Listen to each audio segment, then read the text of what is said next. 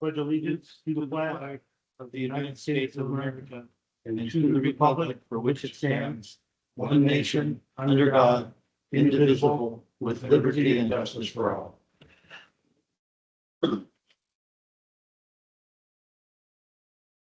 Please call the roll. Director Garamendi. Yes. Director Ratterman. Here. Director Robertson. Here. Please turn on your mics. President Davidson I'm here as well. and Director Thomas is absent today. Okay, item number 2 on the agenda is public comment. This time, the members of the public may address the board on any non-agendized item. Public is encouraged to work through staff to place items on the agenda for board consideration. No action can be taken on matters not listed. Comments are limited to 3 minutes per person. I just want to welcome everybody here. We normally don't have, we normally don't have anybody attend our meetings unless it's about rates, and I'm pretty sure that's why you folks are all here today to talk to us about it. And we do truly appreciate you taking the time to come and hopefully learn a little bit. And if you can educate us, that'd be great too. If you get off on a subject that's on the agenda, I'll stop you because we will want to discuss that, because we won't be able to converse with you on anything that is not on the agenda. We can't make a decision about it. We can refer staff to put something on a future agenda. But if it's not on our agenda, we can't interact with you by law. That's the Brown Act. So feel free, come up, state your name, tell us what you want to talk about. And again, if it isn't on the agenda, we can't have a conversation about it. That's just the laws that we have to do. Well, they're posted outside. They've been posted. But I'll let you know. I mean. Yeah, no, it's fine. So yeah, maybe we'll wait. But anyway, I mean, we'll let you know. Is there any public comment? Is there any public comment? This would be your chance to get up and say something. Yeah.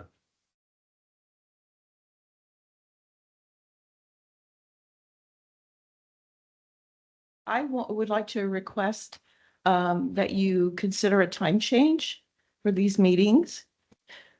Because 1 o'clock is not convenient for a lot of people. And basically they can't attend, and a lot of people have voices they want to be heard. And I'm one of them.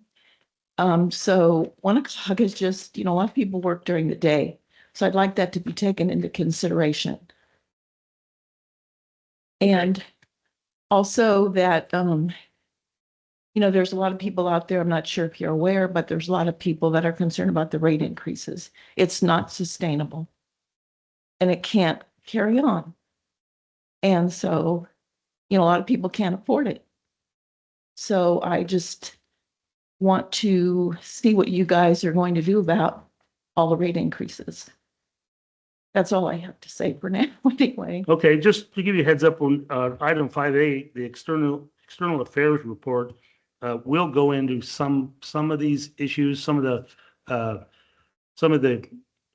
our limitations on our ability to do different things with rates and with low income folks. So hopefully you'll stick around for that part of the agenda. Right. I think you'll find it helpful. Okay. So thank you. Okay. Is that it? Yeah. Okay. Anybody else?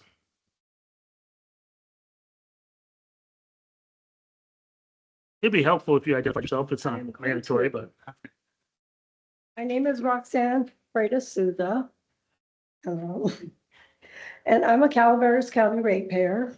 I appreciate that CCWD provides hybrid access for people to attend the meetings, but I'm also here to request a time change for the board meeting so that people like myself that don't have to take time off or rearrange a schedule to be here at 1 o'clock in the afternoon. My husband as well, he's not here because he couldn't get off of work. And, my game plan is to get as many people here to join the board, to be present here at the board.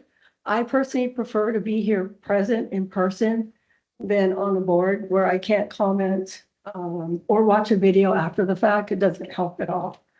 So I'm also here to request that. I know, in speaking with Mr. Meekler, he said that the board has considered changing the time in the past, but there are reasons why you didn't, which you failed to disclose. But also, I have a few things of concern. First would be Proposition 218 process. Still there's question about how protests were verified and counted. I respectfully request that CCWD publish and protest count methodology and totals by service area. Sorry, I have to write my notes because I will forget. And commit to independent verification for future rate actions. Second, ratepayers deserve a clear picture of where our money goes, specifically the balance between employee compensation, operations, and capital improvements. And third, I ask that the board explore alternative rate designs that reduce high fixed charges and protect essential water use for those on fixed or limited incomes. And I thank you for your time and continue to include the public in these discussions. Thank you. Okay, thank you. Is there anybody else? Anybody online? Oh, if you're online and you want to speak, I guess that you have to know how to raise your hand on the or unmute. Is there anybody? Is there any further public comment today? Okay, seeing none, we'll go on to the consent agenda. Following items are expected to be routine and non-controversial. They'll be acted upon by the board at one time without discussion. Any board member may request that an item be removed for later discussion. Item 3A, approval of minutes for board meeting of October 8th, 2025. 3B, report on the monthly investment transactions for September 2025. Is there a motion? Move for acceptance. Second. I have a motion and a second. Please signify by saying aye. Aye. Aye. Opposed? Motion carries. 4-0, no, 4-0, 4-1, 4-1 absent. Yeah, well, 4. Okay, we'll move on to new business presentation of Amador Tuolumne Action Agency Program Services.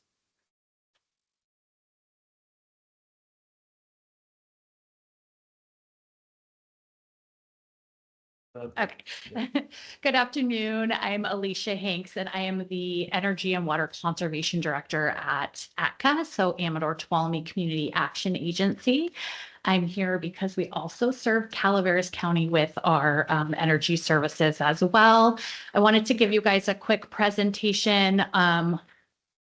Perfect, thank you. I wanted to give you guys a quick presentation on what ATCAA is and what we can do for the community. So ATCAA was established in 1981 under a joint powers agreement between Amador and Tuolumne County Board of Supervisors. We have a tri-party board of 18 members. Currently, we only have one Calaveras County member, so I'm just going to throw that out there for anyone that might be interested. We support exclusively low-income residents in Amador, Calaveras, and Tuolumne County. With the term low income is always changing, so keep an eye out for what those numbers are. They're constantly changing, especially as things start progressing within the government. We have early childhood services, housing, energy, youth services, community services. So it's things like Friday Night Live, free tax help, things like that, food bank and administrative services. We have a revenue of about $12 million a year and between 125 and I think it's actually 150 now since I made this here. So we support 27 rural counties with different services. So although we are Amador Tuolumne, we have 27 counties which we are supporting for services at this time. You can find us in Calaveras County on Mondays. We're at Health and Human Services. Thursdays, we're at the Murphy's Volunteer Library. Fridays, we're back at Calaveras Health and Human Services here in San Andreas. And then Monday through Thursday, we're available at both our Jackson and Sonora office or by phone. Current energy programs. So we have provided energy related services to Calaveras County since 1982. Currently, we are providing the Prop 1 water conservation program. which is kind of a hard one to come up here and say because it's just south of Highway 4 that's eligible for these services. So just part of Calaveras County and probably a very small part of your guys' water service there.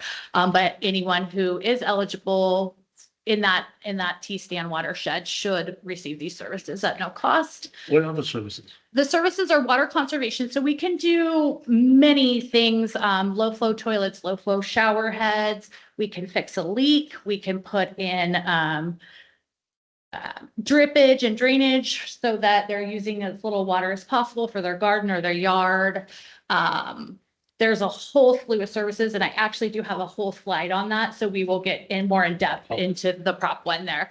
And then we have LIHEAP, which is our low income heating energy assistance program. So that's for low income clients can receive utility assistance. So a payment towards their PG&E or towards their propane or weatherization to keep their house warmer, more comfortable and safer.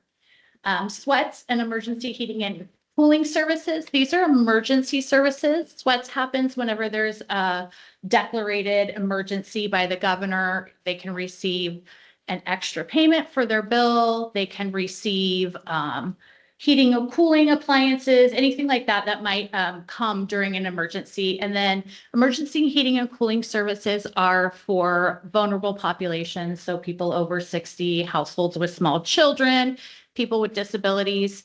At any time during the year, if they have an emergency where a heating or cooling unit goes out or a water heating unit goes out, they could receive that service at no cost, getting that repaired for them. And then we have our DOWOP and BuildOWOP weatherization program, which is an intensive in-home air quality inspection and remediation services.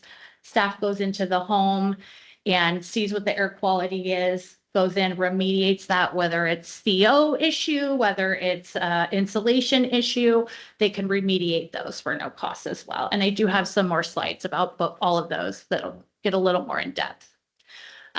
So the LIHEAP program allows for one utility assistant payment per client per contract. So there are times when we have 3 or 4 contracts going at the same time. Clients could receive up to 4 payments for those services in those contract time. Currently, because of the government shutdown, we have 1 contract going, but we hope to have more soon. So that can provide a payment from $357 to $1,500 towards their PG&E or propane bill. I know everybody's here about their water concerns, but if we can provide some relief somewhere, maybe that can help them, with their water as well. We serve approximately 11,060 clients, households per contract, and clients are eligible for weatherization once every 5 years, other than those emergency times. Those emergency times are excluded from that 5-year timeline.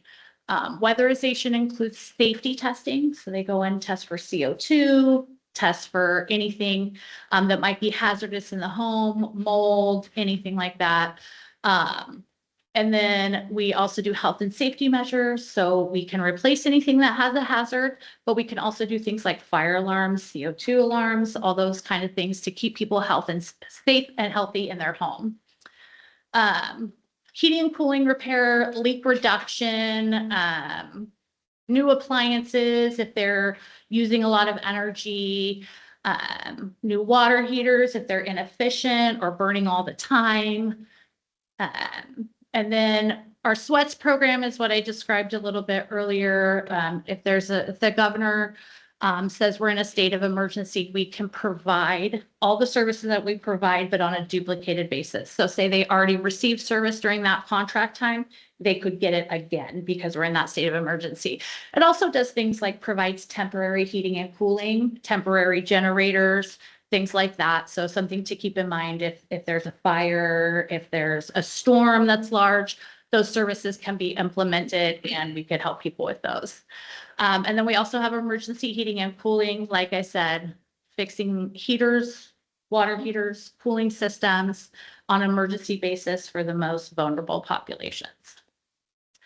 Our DOWOP, again, it's a priority path or an audit path. So a simple fix or a large fix It's based on cost per cost savings. So everything that we do needs to show that it'll save more than we spent on it within 5 years. So that's how we can determine if we can put in new windows, if we can replace a water heater, if we can put in insulation. And that program currently has $1 million that's ready to be spent in the Tri-County area. So we're really pushing that program and hoping to get people interested in getting that, energy savings going there. Okay, so Prop 1 water conservation. So it is free for low-income residents. And when we say low income, again, that line is kind of fluctuating all the time. So I do have some flyers here that show the current rates of what low income would be considered. Households with one person would be $3,170 per month that they would be considered low income. Goes all the way up to households for 7 people at $8,229 a month. So there is some wiggle room there for people. Now we can go in. We have trained technicians that will provide these services. Low flow shower heads, leak repair, low flow toilets, replacing washing machines and dishwashers, hose timers, drip systems, winterized spigots and pipes, and other measures as feasible. So anything that we can prove provides a water saving, we can get into this program. Can I ask the question? Absolutely. Just a service that I wonder if it's related to any of those, like leak repair, but what about leak diagnosis? I mean, I can't tell you how many people, when they tell me what their water bill is, I tell them you have to have a leak. And I try to explain to them how easy it is to check for a leak at their meter, particularly with these new meters. But we can check for leaks, anything inside of the home, anything under the home, but anything underground or outside of the you home. can check it at the meter, Yeah. is what I'm trying to say. All you have to do is open the lid, and if it's turning and everything is off inside, people have a leak. And many times if their irrigation systems are tied directly to their house and they don't shut those off, sometimes it'll leak throughout the entire winter and they Sure. won't even know Yeah. about it. Yeah, so what we do with the programs, we have a trained assessor come out and they come into the home and they look at everything.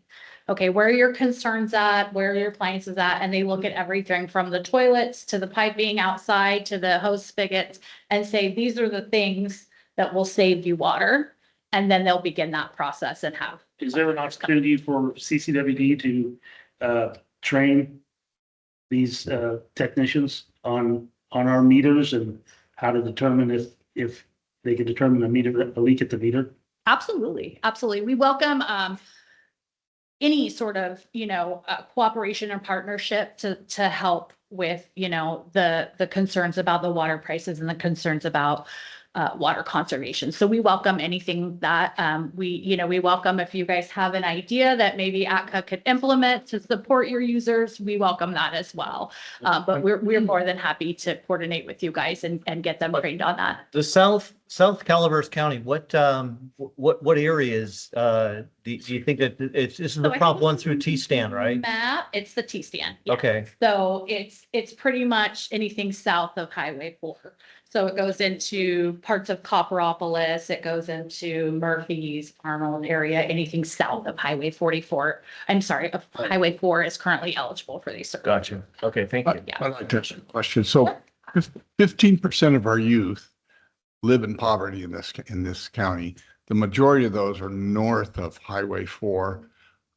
Why isn't that included, and what might it take to get them included? So this grant was actually provided by I'm probably going to butcher this, but the Irma T-stand group. So the group, the water group gets together, which CCWD is actually part of. They get together and they had this opportunity for the grant. So ATCAA offered to administer the grant. So because it was through their T-stand, they were able to, the T-stand watershed, their watershed, they were able to get this grant. Not sure, I'm not super educated on the watersheds, what most of your water is coming from in that watershed, but that would be something we would need to pursue as a watershed to get the same grant to cover the rest of Calaveras County.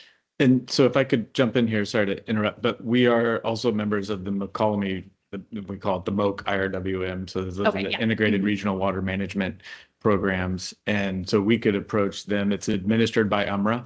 And so we could approach them to see if they can get the same The same grant and grant. expand If we- access to it. We would be happy to administer it with everything we already have in place too. We do service the areas with our other energy programs. So it would, it would flow right into that perfectly if we could get that grant And initiated. we'll be Yeah, in touch on that. We'll reach out to them together. yeah, we'd be Okay. happy to support Calvers.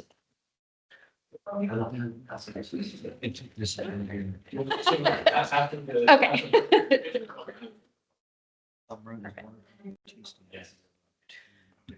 So as you see the map here, unfortunately, like I said, it doesn't cover all of your guys' service territory. But we are definitely interested and would be happy to administer a program similar in these counties if we could find a grant for it. Here's just a chart of the water saving that we've done. We initiated this project, I would say about 1 year ago was our first services, and we've saved 43,266 gallons of water per month since then. So every single month, that's how much should be being saved by the work that we have put in. And that will continue to save until, these appliances are no longer considered water efficient, then we'll have to go back, I guess. So a little bit about past programs that did help with water assistance. There was a program called LIWAP, so Low Income Water Assistance Program, which was administered by California Community Services Department, which is the same place that we get our LIHEAP, our energy grants as well. This was in response to the COVID-19 pandemic.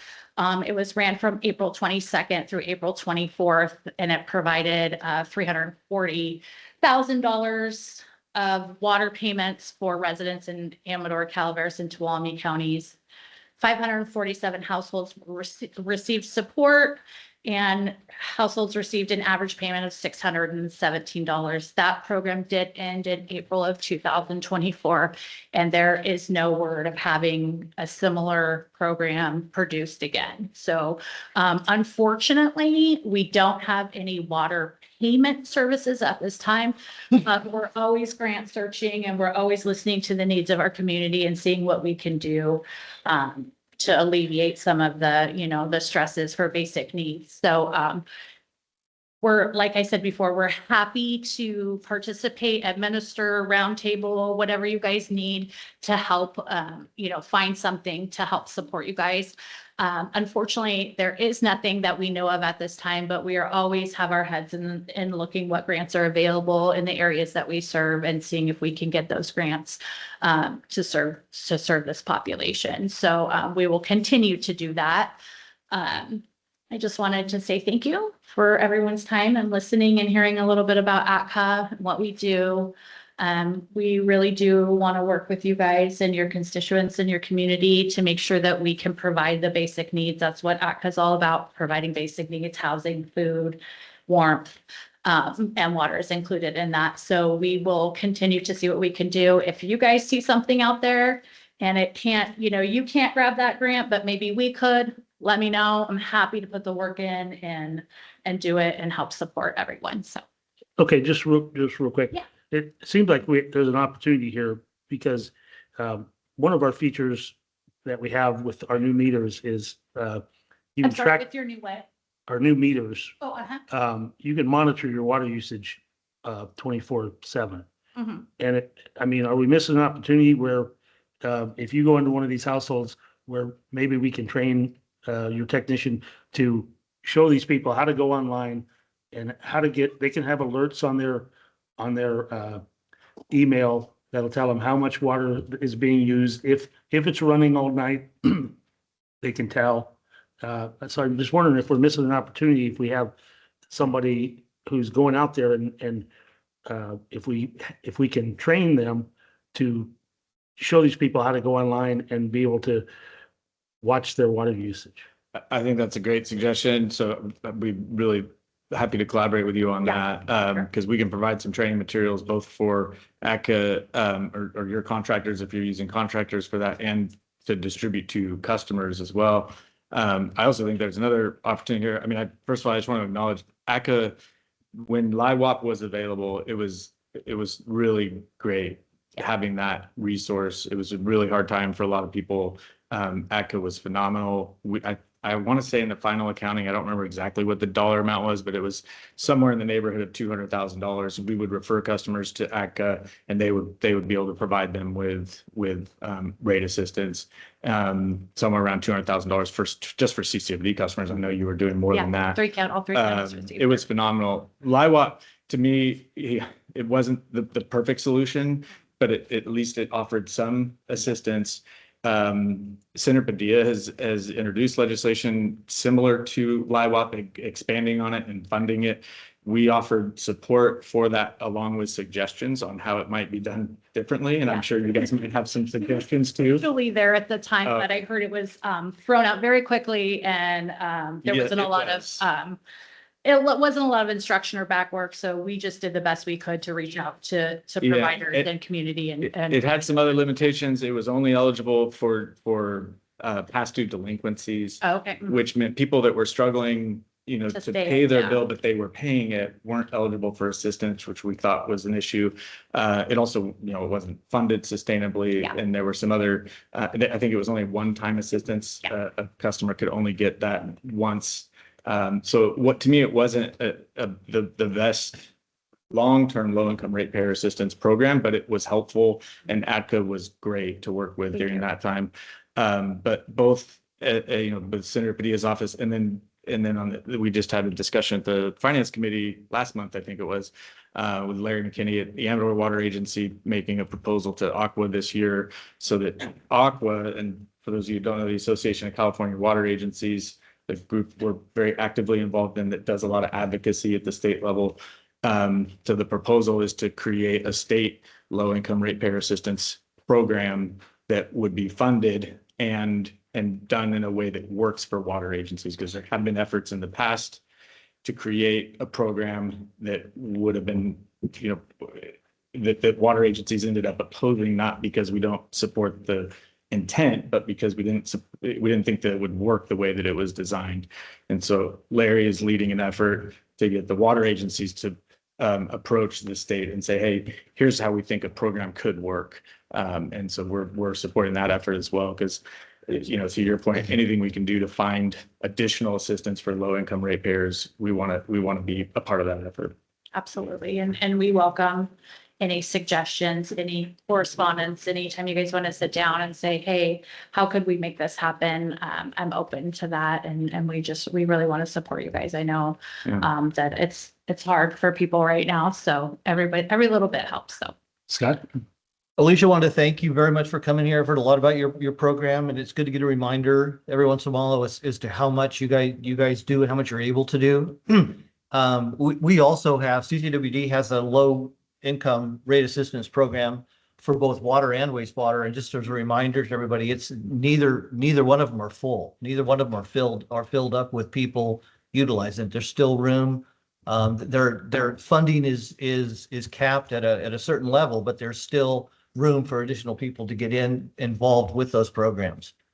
And thank you very much for coming here. too, because we don't provide water services right now, we get a lot of people that call and say, hey, I just need help. So that's a great way for us. And what else can CCWD do in working with you? Is there something we can do different? If we can do additional stuff, please? I just think that having the doors open, to just communicating and letting us know what your constituents need, because that's how we decide what grants we'll pursue, is hearing what people need. Like I said, unfortunately, we haven't seen anything out there currently for water services, other than this Prop 1 that we're doing with TCN. But we're always open to hearing what everyone needs, so that we can go after the grants that are appropriate for the people we serve. Great, thank you. Okay, well, thank you for that Yeah, thank you for being here. presentation. You're welcome. Is there any public comment regarding this item? I'd Jeff like to Myers? Oh. If I could make just one quick comment, and that is, I saw the audience kind of like talking in people's ears when they came up about the assistance program. If you just type in to Google water assistance program for CCWD Calaveras, you'll get. Okay. I just wanted to let you guys know, I brought information about our services for Calaveras County, our Prop 1 services and applications that I was going to leave out front so people can grab them as they need them. Perfect. Thank you. Yeah, and we have information about our customer assistance program, both here in the lobby and on our website as well.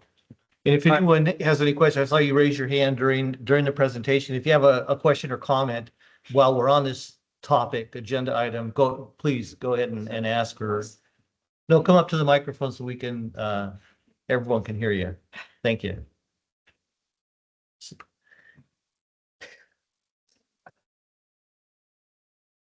So what is the, what did CCWD offer as far as help for seniors?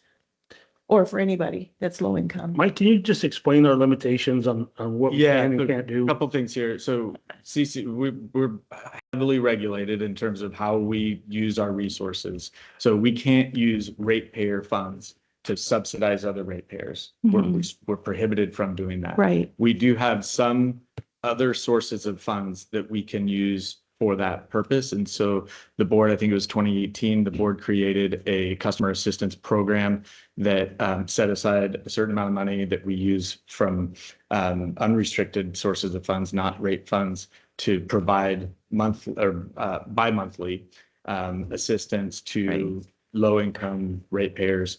So for both water and wastewater. Is it a fixed amount or is it a It is a fixed percentage? amount. Yeah, it's Fixed amount? $20 for the water bill and $30 for the wastewater bill. Okay, So it's a okay, fixed amount. So, okay. yeah. So I mean, I wish we could do more. Actually, we've had discussions in the finance committee recently about revisiting that program to see if you know, how the program is working, whether we can identify additional resources for it. You know, we had that discussion last month in finance committee, and we're going to be bringing that discussion back. So I encourage you to participate in that. Okay, all right, thank you. Any other public comment? Anybody online? Go ahead. Come on up to the, The program she just introduced is amazing for people who qualify. The focus seems to be on conservation. I don't think most people have a problem paying water usage. Water usage on your bill, it's the fixed rates that are a problem and where most of the costs are and what people are having a hard time paying. Like I can cut back and put toilets and do all the things that she said. That doesn't change the fact that majority of the bill is the rate, the Base rate. Yeah. base rate. So on that Most point, people can afford their water usage bill. It's not that. So we can only conserve so much till our plants are dying, our lawns are dying. You know, it shouldn't be a stress when you get your water bill and you're stressed about paying your water bill and you're letting everything die, which is depreciating the value of your home. It's not conservation. I don't have a problem conserving water, but not to the point where I'm going to let my lawn and the stuff I spend a lot of money on that adds value to my house completely die. At what point you can only conserve so much? At what point does it help? That's So- what I'd like to know. couple of points there. One is, again, with the restrictions that we have to comply with, we can't use consumption tiers. We can't use the consumption portion of the rate to incentivize conservation. That is now illegal in California. We are not allowed to do that. A lot of agencies used to do that and had to move away from it. And we can't do that. The other thing that a lot of agencies have had to deal with is if too much of your bill is based on consumption, and then what happened in 2015 was a severe drought and the state mandated massive reductions in consumption, whether people wanted to conserve or not. And the water agencies were underfunded. They couldn't operate or couldn't fund their operations because too much of the bill was tied to consumption. And so many water agencies, especially rural water agencies and rural water agencies like us that have a significant portion of vacant homes, had to go away from rate structure. We do have a high percentage of our rate structure is tied to fixed costs. And that's what's in the base rate. And we have to recover those costs regardless of consumption. That's A lot of those agencies during that time when the conservation was mandated, they began to do a conservation surcharge. So you were actually being charged another $20 because you weren't using the water. I mean, that was a very common thing throughout the state and we rejected it. I mean, but, I mean, that's, Yeah. the fact of the matter is most of our costs are fixed costs. It's the fixed cost, it's not the water. No, I understand, but one thing, something, nobody wants to seem to understand is this board doesn't create any regulations, any conservation rules, any environmental rules, any regulatory, any reporting. It all comes from the state of California and we're mandated to comply with it.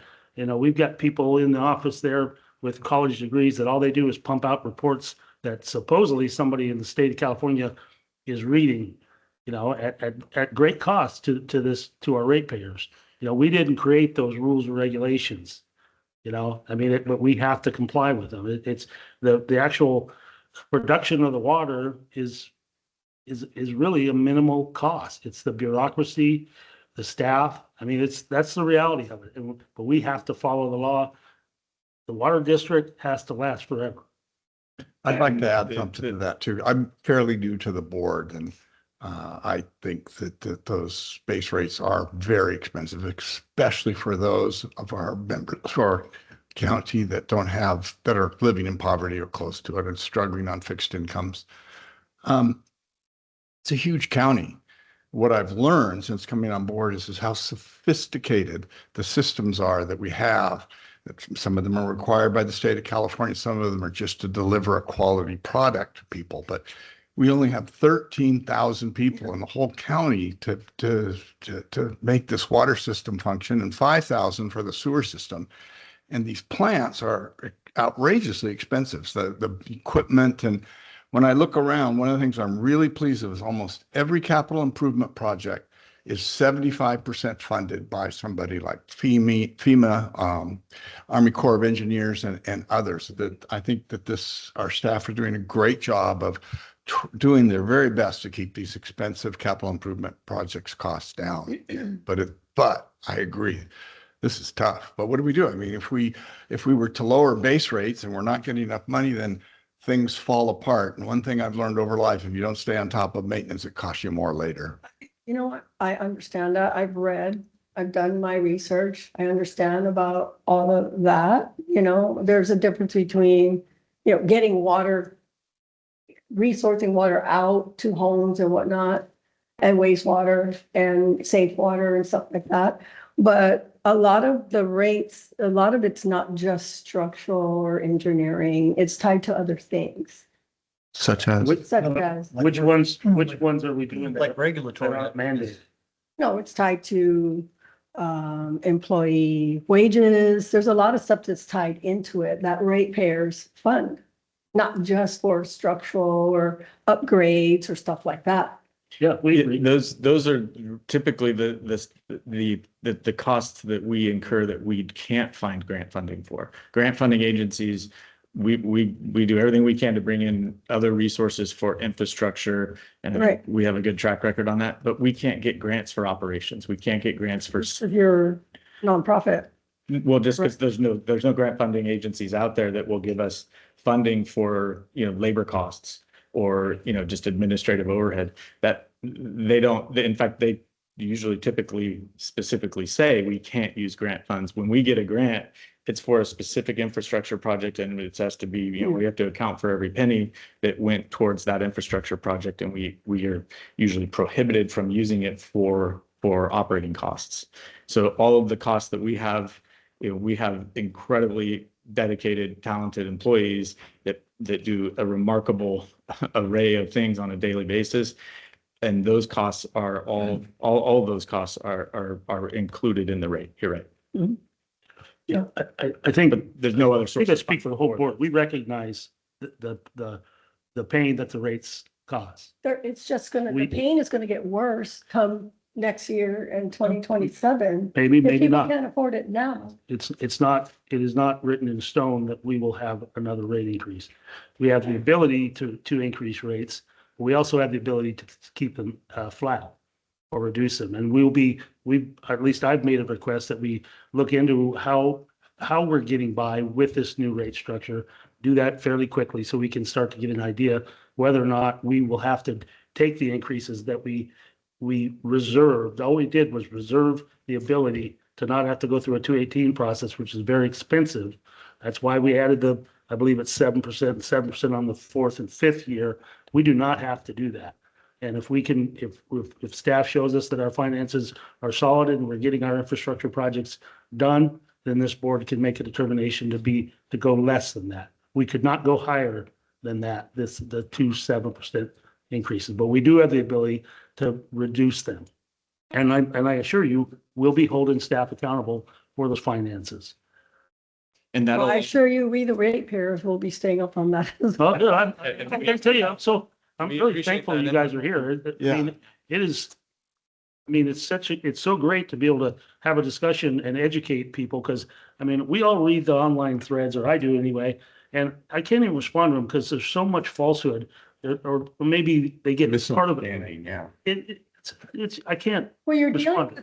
you're dealing with frustration more than anything. Absolutely. You know what I mean? And you don't get anywhere when you rule with, you're frustrated and you're upset and you want to. I can't go to the golf course and have a cup of coffee and not have somebody chewing my tail. no, but I appreciate these comments, when that process that Director Davidson mentioned of developing next year's budget and reevaluating, the revenue expenditures, that's going to be done transparently. It's going to be done in public meetings, both at our finance committee, our engineering committee, and in front of the full board. We welcome your participation there. I appreciate that we've had an email exchange. I appreciate that as well. And I really appreciate you reaching out and seeking information, because a lot of times the criticism we get is, there isn't the engagement there Right. for us to correct I was inaccurate told that information. you're not, I was warned and I'm like, no, actually, that's not my experience. It all depends on how you approach the situation, how you approach the Yeah. person. Where you're gonna get headway. If you're gonna just send a screaming, yelling email about your water bill, you're not gonna get anywhere. And so, I'm gonna keep that feed going with you. Well, There's great. still more. We appreciate that. While I have you, while I'm standing here. Your 3 minutes is almost up. Okay.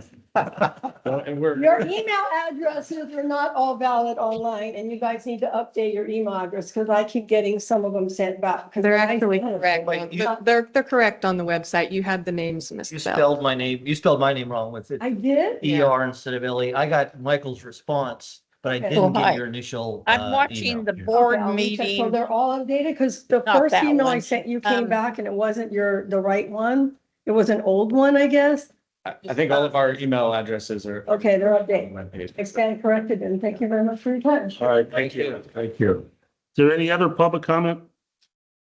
We kind of bounced around there, but this is regarding the Amador-Tuolumne Community Action Agency presentation. Thank you very much. Thank you. Okay, we'll move on then to, where are we at? 4B, discussion regarding CCWD cybersecurity strategy. Hello, everybody. Dylan Smith, Information Systems Administrator. How are you guys doing today? Doing well, Dylan. How are you? Pretty good. Excited to kind of show you guys some of the stuff that I have. Good to see you out of your closet. I know, right? Yeah. Even though I love the outdoors, it's not typical of IT staff to go outside. So no, I appreciate it. But yeah, no, today, I kind of want to start off because I didn't have it in the slides, but this month is Cybersecurity Awareness Month. So with that, right, there's been tons of training that has been provided for free through CISA, Cybersecurity Infrastructure Security Agency. It's a federal agency that helps our type of organizations. Right now, I was in contact with them, but with the government shutdown, he at least reached out to me and said, "Hey, I'm not working." I'm like, "Okay, I'll wait for their response." And then just yesterday, I actually had a free training through ATCAA JPIA that was also dealing with cybersecurity as well. So trying to be really proactive, trying to stay on top of things. It's a lot of information, but it's good information. So hopefully today I can kind of show you just a real high level overview of kind of our cybersecurity, I guess I could say like stature. Perfect.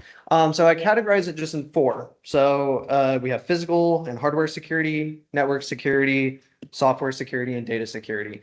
There's a lot more out there, but just to kind of generalize it, I felt this was kind of like the best way to be able to present it for review. First, physical security. So that's going to be anything from like access controls to buildings. It's going to be any kind of systems that you would have to disarm and alarm, camera systems for surveillance. And then also we have like some hardware security for computers as well. So it would be like a hardware key, like I have one on my keychain that would allow me access to certain critical systems. This is part of the overall arching of cybersecurity. You have it in layers. Physical security is on the most outward one. So like, for instance, when I was having some meetings with CISA, the first thing he asked me is like, oh, hey, do you have cameras all your sites? Do you have some kind of like security system at the plants? And I was able to have that conversation with them. Next is just network security. So here again, high level, but we protect in different ways. We have protection for intrusion, so preventing any kind of threats from even getting into the network. Then there are systems to be able to detect that, and that's the IDS, intrusion detection system. And then I also have tools to be able to monitor the network as well. So whether I have devices that go offline, I try to be proactive, and I can either, if I have to, go to a site or remotely be able to access them. And then also along with that, I want to make sure that employees and staff are controlled in what they can access. I don't want to just give all the employees full access to everything. I want to make sure they only have exactly what they need. It's part of a zero trust architecture, and I have a few more zero trust parts in this as well. So, and then obviously network encryption as well. So we want to make sure that any data that's being transmitted across that network, so whether it's internal or external, is encrypted from any prying eyes. Next, we have software security. So there's a few different ones in here. So we have endpoint detection and response. That one, to be able to put it, is essentially it's like antivirus. If you get some kind of file on your computer, it will detect it and stop it before doing anything. And then it also helps with like email security as well. And then we have ransomware protection. So that's going to help anytime someone does, if someone, or I should say when, unfortunately, someone gets into our network, we have protections in place to be able to mitigate that, to where even if someone does get in, they start to encrypt data, they'll only be able to maybe encrypt a few files versus an entire network, and cause a lot of money. Like it would just cost a lot to be able to come back from that. And again, zero trust. I only try to make sure the employees or staff have exactly what they need for their software. I don't like just installing any piece of software on there, only just what's pertaining to their job. It's a little bit more work, but it definitely helps us in the long run to keep us secure.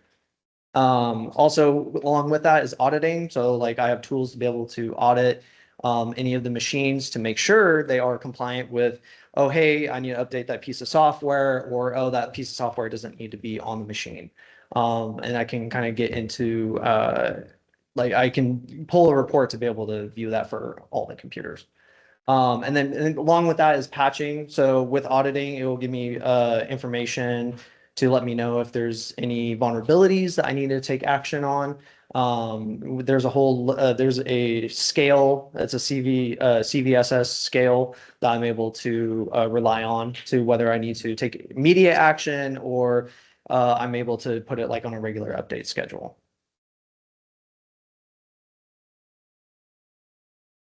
Lastly, data security.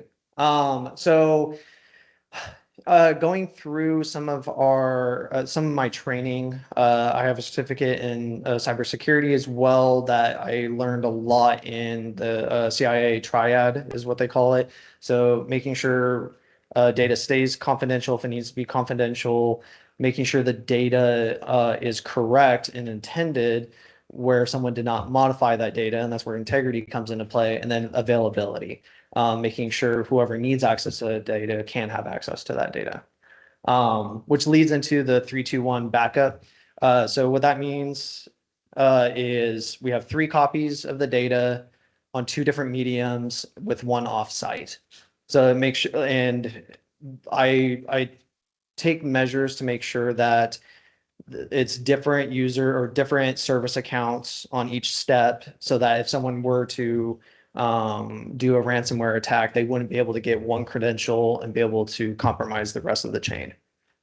And again, zero trust. And that's where that comes into play, to where I have different credentials for each step. And also I have different credentials for every step of the way.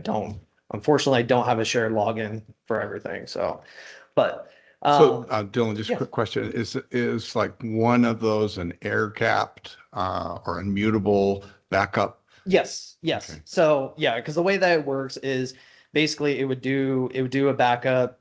It would be connected for X amount of time, and then it goes offline. So even if something was happening actively in the network, Doesn't have access to that. yeah. And then also I take measures as well to do completely offline backups, to where I take a manual snapshot and make sure that the data is secure and encrypted, just in case. I try to do that about once a year for that kind of backup. It's very tedious. It's not an Yeah. easy process to do. So, yeah. And then continuing to encryption, I just make sure the data is encrypted on all of those mediums, so that someone that even if we have a vendor come in, they would have to at least get some kind of access to be able to even see it. And then lastly, email security. We want to make sure that the emails coming in are blocked, and also they're from trustworthy sources. And then we have about like 10 to 15 different technologies being able to help with that. So.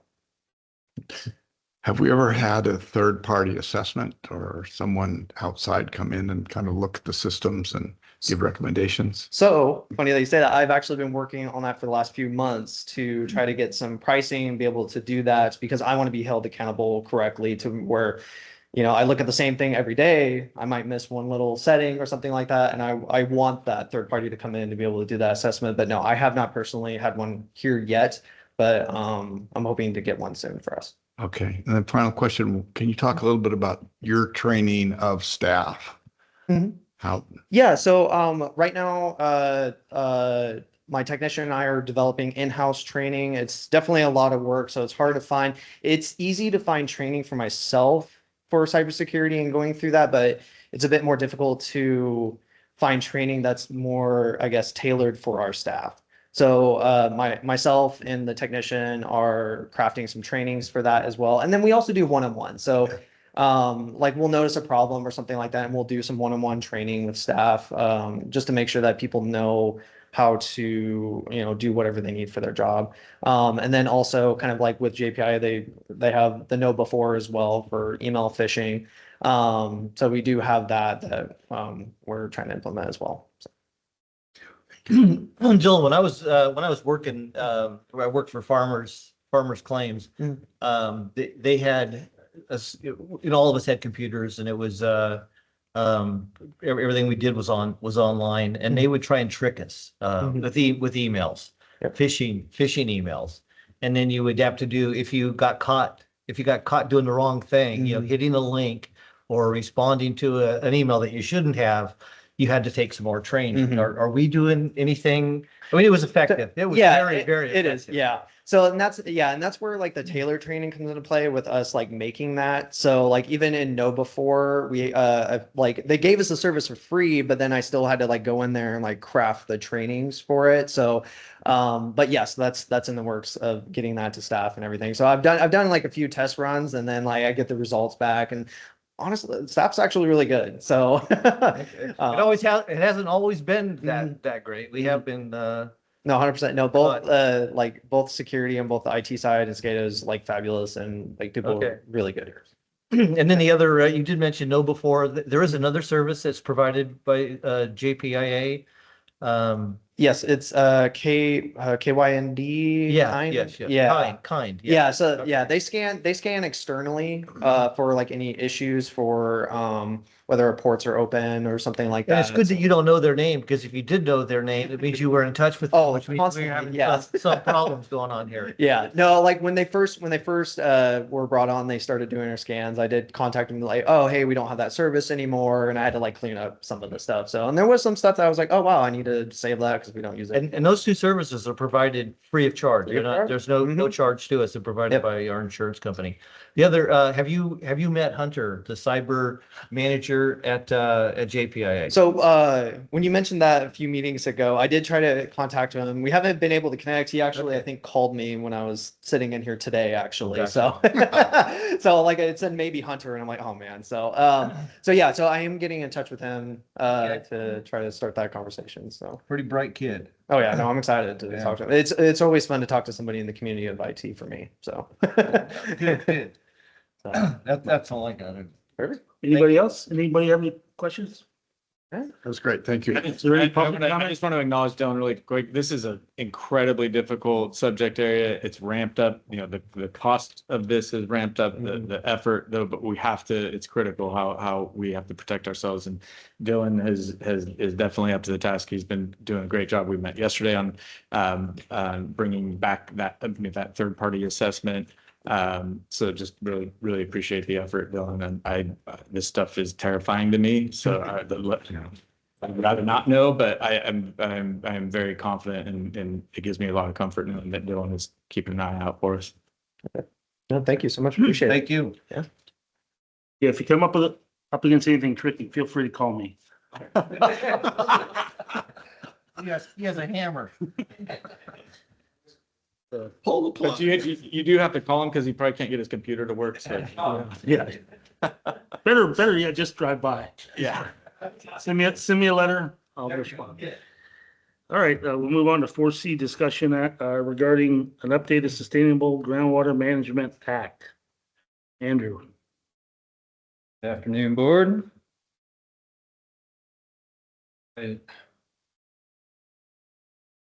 Okay, so yeah, we're here this afternoon, give a bit of a groundwater update. It's a bit of a hardy update, so you're gonna have to bear with me. I'm gonna work through some slides, but feel free to interrupt, ask questions as I've learned that y'all aren't afraid to do. So we'll just get right into it then. So here we are, October 2025. We're going to touch on four things here today. One is the Eastside San Joaquin Groundwater Sustainability Agency and a proposal to restructure that GSA.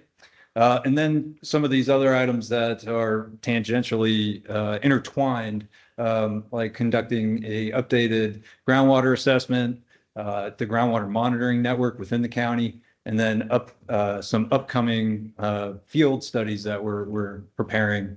And all of this is meant to help bolster and improve and strengthen our effectiveness at groundwater management within the county.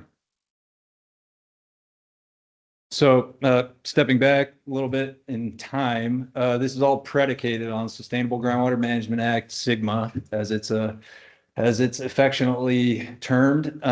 And this SGMA was passed back in 2014. And at the time, the whole thought behind SGMA was that this should be local control. So back then, Governor Jerry Brown at the time said that a central feature of this bill is that groundwater in California is best managed locally.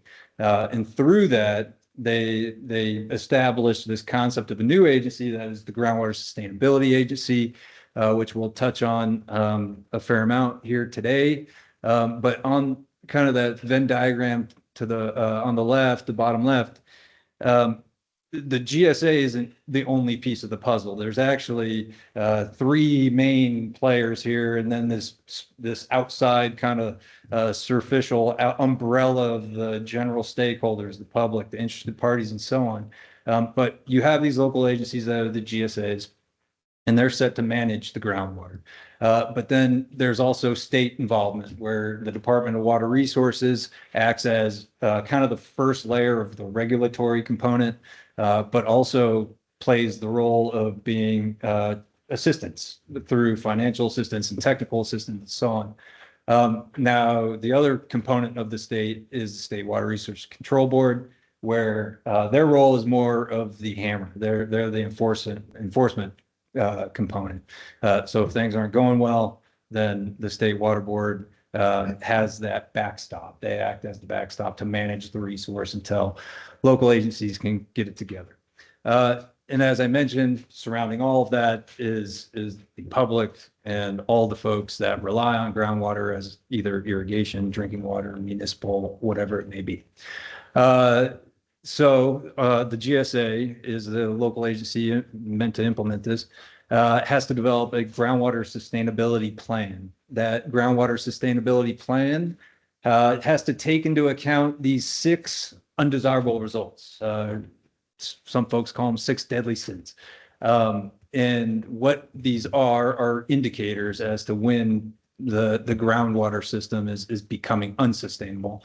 And so as an example, lowering of groundwater levels, that's pretty easy one to grasp. And then there's reduction of storage. Groundwater is a storage facility. Aquifers are storage facilities. You can reduce that storage no different than you can reduce the storage in a reservoir. Seawater intrusion, not a big issue out here. Degraded water quality is an issue throughout the state, and something that we in Calaveras County and CCWD have to take into consideration. Land subsidence, a huge issue for the state, but not necessarily an issue for us. And then surface water, groundwater interaction and depletion due to pumping. Also something not necessarily a huge concern out here, but is something that's considered a data gap for our basin. So I say our basin, the map on below the state is the current kind of status of Sigma. So anything in green means that they have an approved GSP. Anything other than green means they don't. We don't need to focus on them, but the arrow is pointing at the eastern San Joaquin groundwater basin. That's where we sit. I'll show you a map of that in particular here in a minute. And we currently have an approved groundwater sustainability plan. We currently have what? An approved groundwater sustainability plan. So the Department of Water Resources is the one that makes those approvals, based on the regulations. So here's kind of a high level overview of kind of our slice of the groundwater basin here. So in pink to the left, that is the outline of the greater eastern San Joaquin groundwater basin. And then I've highlighted 3 groundwater sustainability agencies. The green being the east side GSA, so that's us. And then outlined in yellow is the Calaveras County portion of that. And then the 2 adjacent purple and magenta colors, those are our kind of downstream GSAs that we are kind of a butt against or adjacent to. And that's the North San Joaquin Water Conservation District and then Stockton East Water District. So very little groundwater in the green is in Calaveras County then. So 35,000 acres? Acre feet of groundwater? Oh, acres? Yes. Yeah, right. 35,000. It's 35,000. So quite simply, and just to jump into it, what we're proposing here is to split the east side GSA into 2 county-based GSAs. So currently, the east side GSA is a 4-member local agency group that's held together by a memorandum of understanding. Those 4 members are us, the County of Calaveras, the County of Stanislaus, and Rock Creek Water District. so what we're suggesting here is that we create the Calaveras GSA that would be specific to the local agencies within the county, the Calaveras County's jurisdiction of the groundwater basin. This would effectively eliminate a lot of the headache that came or that comes with having a multi-county GSA, and some of those headaches or challenges are just kind of large overhead just in the way of trying to coordinate amongst those groups and across counties. The two counties that we're dealing with, or that are currently in the GSA, have different administrative procedures for things like well permitting and land use and so on. So those differences are a challenge. And then more recently, and kind of moving forward with the planning component, the groundwater sustainability plan has requirements for demand management and implementing projects. And there will be some challenges with coordinating that across the county lines. And with that, by just simply dividing the GSA through by the county, that provides a more efficient governance structure rather than having this cobbled together MOU.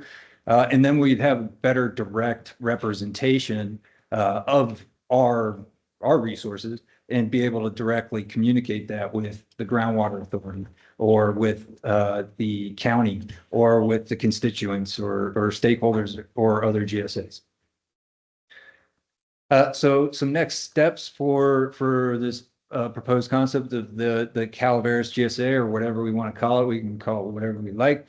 We're going to take this item to the County Board of Supervisors next week on the 29th. For some reason, I don't know what day that is, but Tuesday. Okay. So yeah. At any rate, we need to coordinate with the county, obviously, but also with Stanislaus County and with Rock Creek Water District, which quite frankly has been difficult to find the time and the commitment to do that. Not so much on our end, but and then we got to meet with the Department of Water Resources and convey this change. We aren't the first to do this. This isn't going to be new to them. This is pretty standard kind of procedure and pretty innocuous compared to some of the other big shifts in groundwater sustainability agency world. But then also we're going to need to take the proper steps, make sure we're doing this correctly through the local governance piece and making sure all the local folks have their say, but then through the administrative tasks that come with that. Are we going to have any pushback from any of the other members, either Calaveras County or Stanislaus or Rock Creek? We've briefed the county and they seem to understand the need to do this. And I think that's a big point of going to the Board of Supervisors next week, is to get their feedback and get to understand where they want to sit in all this. I mean, they certainly can be a partner of this new GSA and be collaborative, or we can have some sort of committee that they are leads of or head. Is it an agendized item on their? Yeah, and it's a good question. You know, I think there's a couple of different questions there. One is Calaveras County, and you know, if we break up this version of the GSA, what are we pivoting to?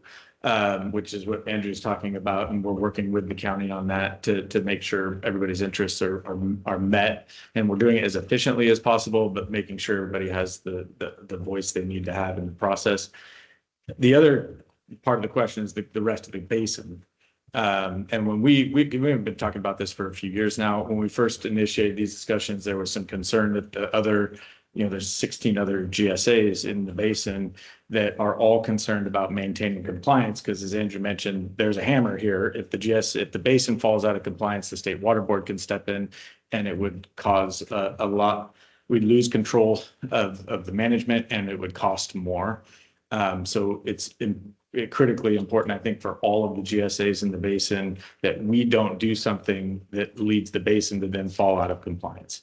And so we've had some discussions. There's a new executive director at the Groundwater Authority who it seems great. And we met with her and the current chair of the Groundwater Authority. And they both, very productive discussion. They asked some questions, but at the end of it, they said this makes a lot of sense.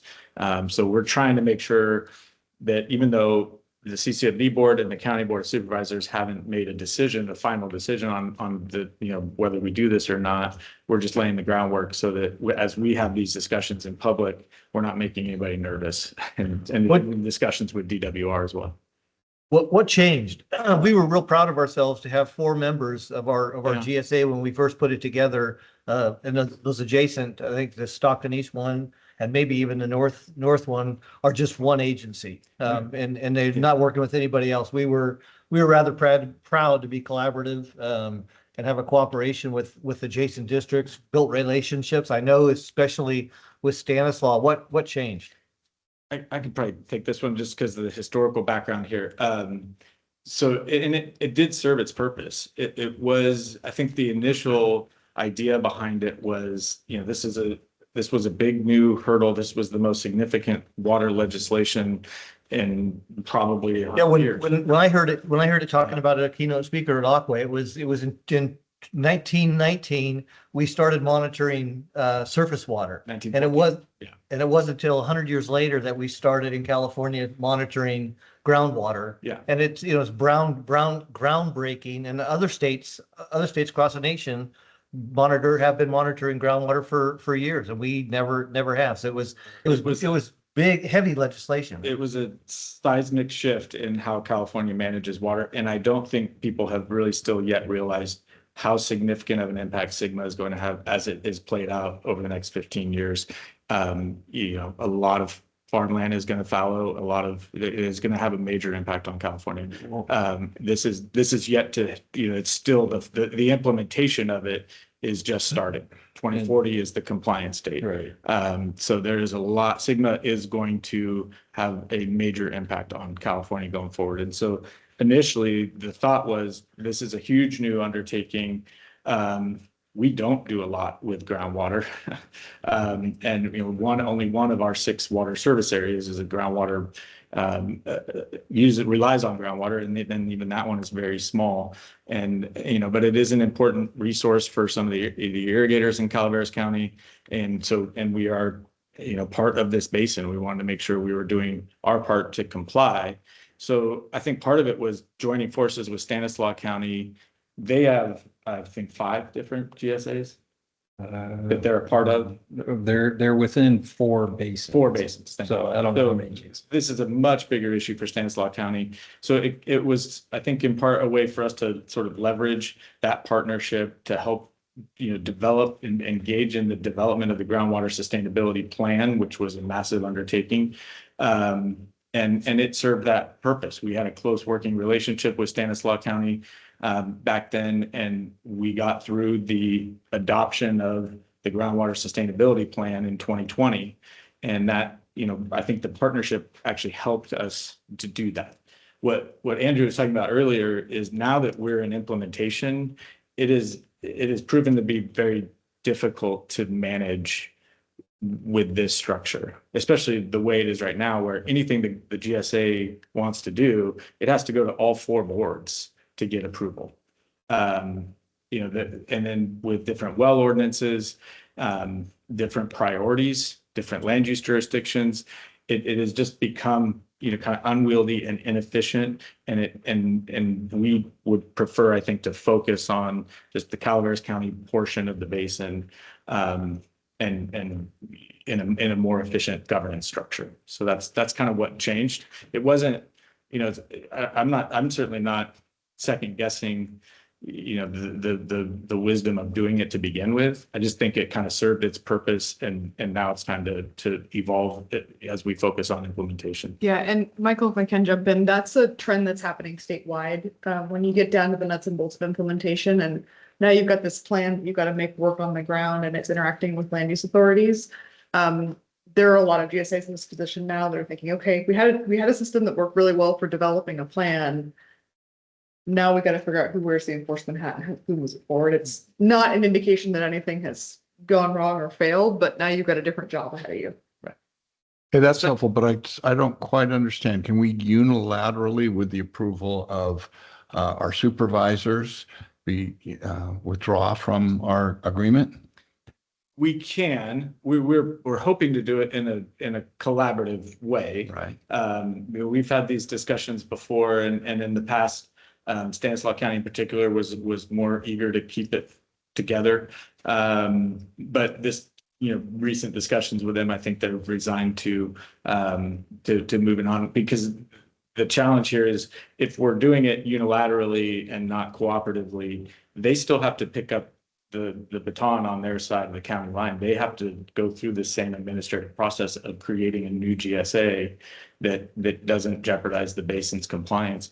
And we're, they're going to have to do that lift just as we're going to have to do it on this side. So I'm optimistic, it may not have been their first choice of how it plays out, but I think, with a long working relationship with them, that we'll go through this collaboratively.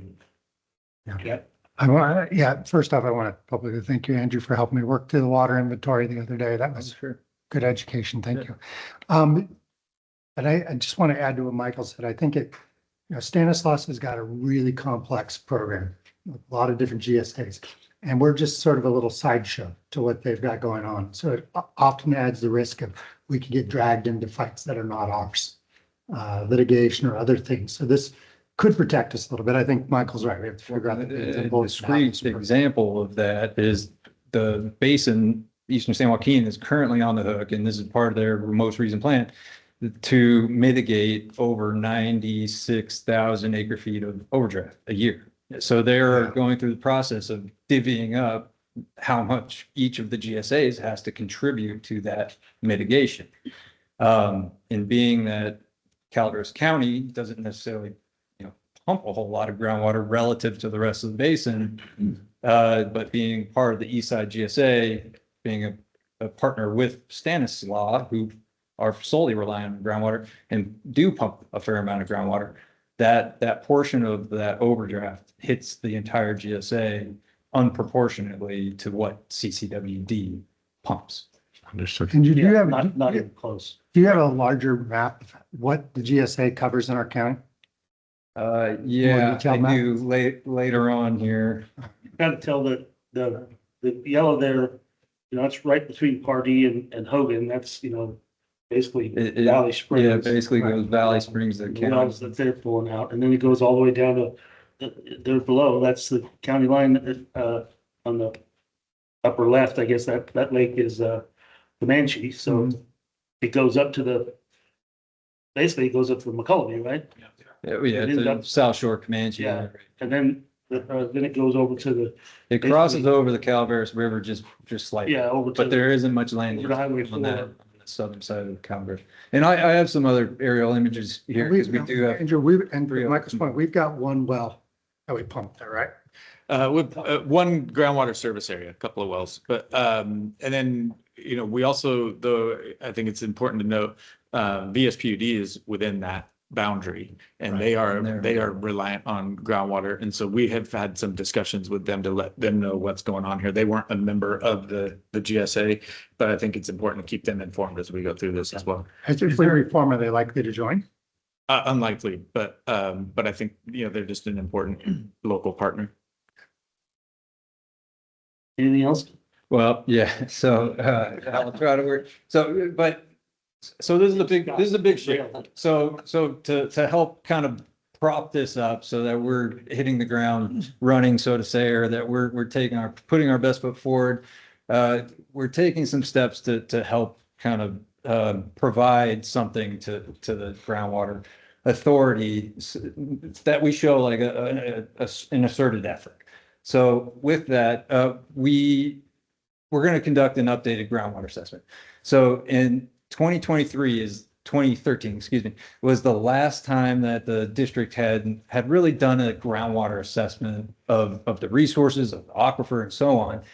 And some of the key findings of that, they're very kind of qualitative in nature that, but I'll just work through them here real quick. I'm taking 4 of the 13, and that the shallow geology restricts water from going into the ground. Water levels and storage are continuing to decline.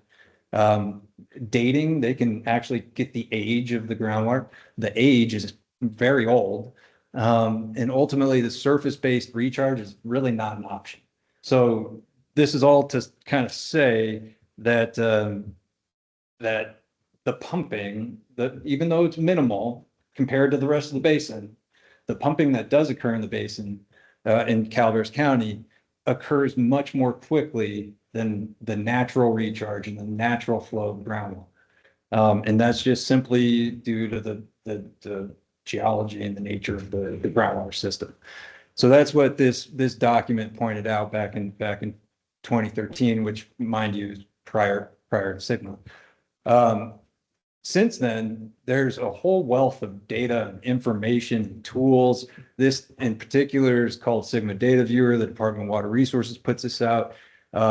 There's just a numerous amount of information that you can gain from this. Everything from dry wells to these squiggly worm-looking things are geophysical data that I'll mention later on. There's monitoring wells and so on. So there's just so much more information out there since this last groundwater assessment in the county. And then also there's been 2 GSPs prepared and submitted to the state. One of which, the first, was prepared and submitted in 2020, got rejected the first time. The state said, you guys got to go back, you got to fix these things. You have 6 months to do that. So they did that. They submitted a revised plan that was approved. They were on track. Eastern San Joaquin Groundwater Basin was on track. And then just this last January, they submitted effectively a brand new plan, deemed an amendment. So an amended plan, which effectively is kind of like a new, like, this is how we're going to implement the plan. And that's where this 96,000 acre feet of demand management comes from. But the point is, since the last groundwater assessment in the county, we have this new data, all this information, all these tools, these 2 plans. So we have recently this month contracted with Woodard and Current to do an updated groundwater assessment. And the 3 goals here is one, to better understand the extent of that data and information within the county. So we can have kind of a repository, a better data set to work from. And then also to better define the vertical components of the subsurface, the groundwater. So that first study did a good job of saying broadly, the landscape is this, it's all lava rocks, and it doesn't percolate water very well on kind of a broad scale. But we need to look like vertically at where we actually draw water from, so we know how much water is being taken rather than replaced. And then lastly, that component of really refining and getting a true estimate of the change in storage, or some call it overdraft, in the county. So that is currently underway. We have a kickoff meeting for that tomorrow. So I'll keep you guys appraised on the developments that come out of this. But I think this is a good show of effort to the Groundwater Authority that we are going to separate and be our own GSA, but we're going to put the work in to help define the problem, and quite frankly, define the solutions. So, so another component of that, to do that, we have to be able to monitor this stuff and measure it. So historically, the county has, and CCWD led this, has done a historic monitoring program. And there was something on the order of like 18 or 17 wells that were monitored, largely consisted of domestic wells. And the access to get to those wells was very tenuous and very cumbersome. So the data, like the history of the data, the record, is very spotty. So these 3 wells that I'm highlighting here, these red dots, these are actually really, really great wells that we have good historic data, that we have construction information. We know what depth, where the well goes in the depth of the hydrogeology. And then also 2 of them, the 2 in the middle, they happen to be installed by the United States Geological Survey. So back in 2009, 2010, the district with funding from DWR contacted the USGS to come out to do a study. And through that study, they installed these two wells, which these are particularly like special wells in a way, because they're one hole in the ground, but they have multiple wells within them. So there's one of the wells has three pipes. Nested wells. Yeah, nested wells, multi-completion wells, right? They're amazing. And these are very expensive. These wells are not. I these are remember like that the report. cap. Those guys were the smartest people that I think ever showed up Right, here. right. They were talking about the age of the water and, Yeah. you know, they could tell if it had elements of volcanic ash during that age, and then if it was radioactive, you know, Right. if it was post-nuclear. Thousands of years old, right? Some of that. Oh, yeah. Yeah, I think it comes out to be anywhere 50,000 between, 5,000 years old to about 12,000, I think the range was. Yeah, That's, really, those guys were something else. that's just the water that's being pumped out is that old. So it takes a long time to get water back in the ground. And what we're trying to do here, what I'm trying to do here is better understand how we could get water into the ground more quickly. Because just spreading it on the surface is not likely going to be successful. Unless you're down in the riparian corridor, but that's a different story, and we can touch on that in a little bit. So at any rate, so the Groundwater Authority has funding, and I've been in contact with them, and they're very interested in these two USGS wells, all seven of them, because there's 3 in one and there's 4 in the other, so there's 7 wells. Whose property are they on? They're on private property. So this is the problem. We're trying to regain access. and regain contact. Trinitas, you said. That's what I thought, yeah. Which that has been, there's been an issue with that because the original easement was for a parcel that no longer exists. It was further developed and now has a new APN. Anyway, we're working through that. We've got contact with the landowners. We're likely going to need to have to get a new access agreement in place, maybe a new easement, and work through the Groundwater Authority's process for that. Because they have offered, the Groundwater Authority has offered to supply and deploy some automated monitoring equipment so that we could just plunk their data loggers down into these wells, and they continuously on a 15-minute interval collect the depth of water, pressure, temperature, all this stuff. And then every so often, Groundwater Authority will go out there, or we can go out there and plug the computer and download the data. Really pretty handy, and it'd be really effective in these USGS wells. The Groundwater Authority also currently has funding and is exploring options to install new wells, monitoring wells, to fill data gaps that were identified in the GSP. So we've been in communication with them about getting some wells installed out in Calaveras County. One area, and the 2 areas that we're looking at are the stars up there. One of them's an orchard along the Highway 6 or 26 corridor, and then another orchard down, who happens to be one of our riparian users, down along the Calaveras River. So we're going to continue to pursue these resources that the Groundwater Authority has and is willing to provide to us. I promise I'm almost done. Okay. So that's the groundwater monitoring piece. This doesn't seem to want to work. Oh, there we go. So another component of this is I've been working with the Department of Water Resources. They currently have some funding right now in a pot of money for a program called the Basin Characterization. And what this program basically is meant to do is better define, through some of these new advances in technology and tools and monitoring and so on, and really define the structure, the geological structure of these aquifers. And one method of doing that, and this is what we're exploring and what the department is likely going to help fund for us, is this towed geological or geophysical system. So they tow, you can see the ATV up there. They tow a electric receiver thing. They pump electricity into the ground, and then there's a thing behind it that receives that electricity And it basically measures the resistivity of the subsurface and tells you whether or not it's whether it's fine grain, it's clay or it's gravel.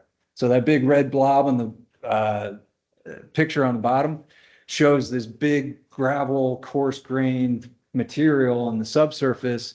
And then you can see that dotted line kind of follows this coarse grained material. And this is indicating a groundwater recharge pathway. So if you put water on top of that big red blob, it would likely find its way down into the subsurface. So at any rate, to keep moving along here, we're going to explore this technology on 3 sites in the county, one being at the Wallace Effluent Pond, which apparently doesn't hold water. So we'll find out why.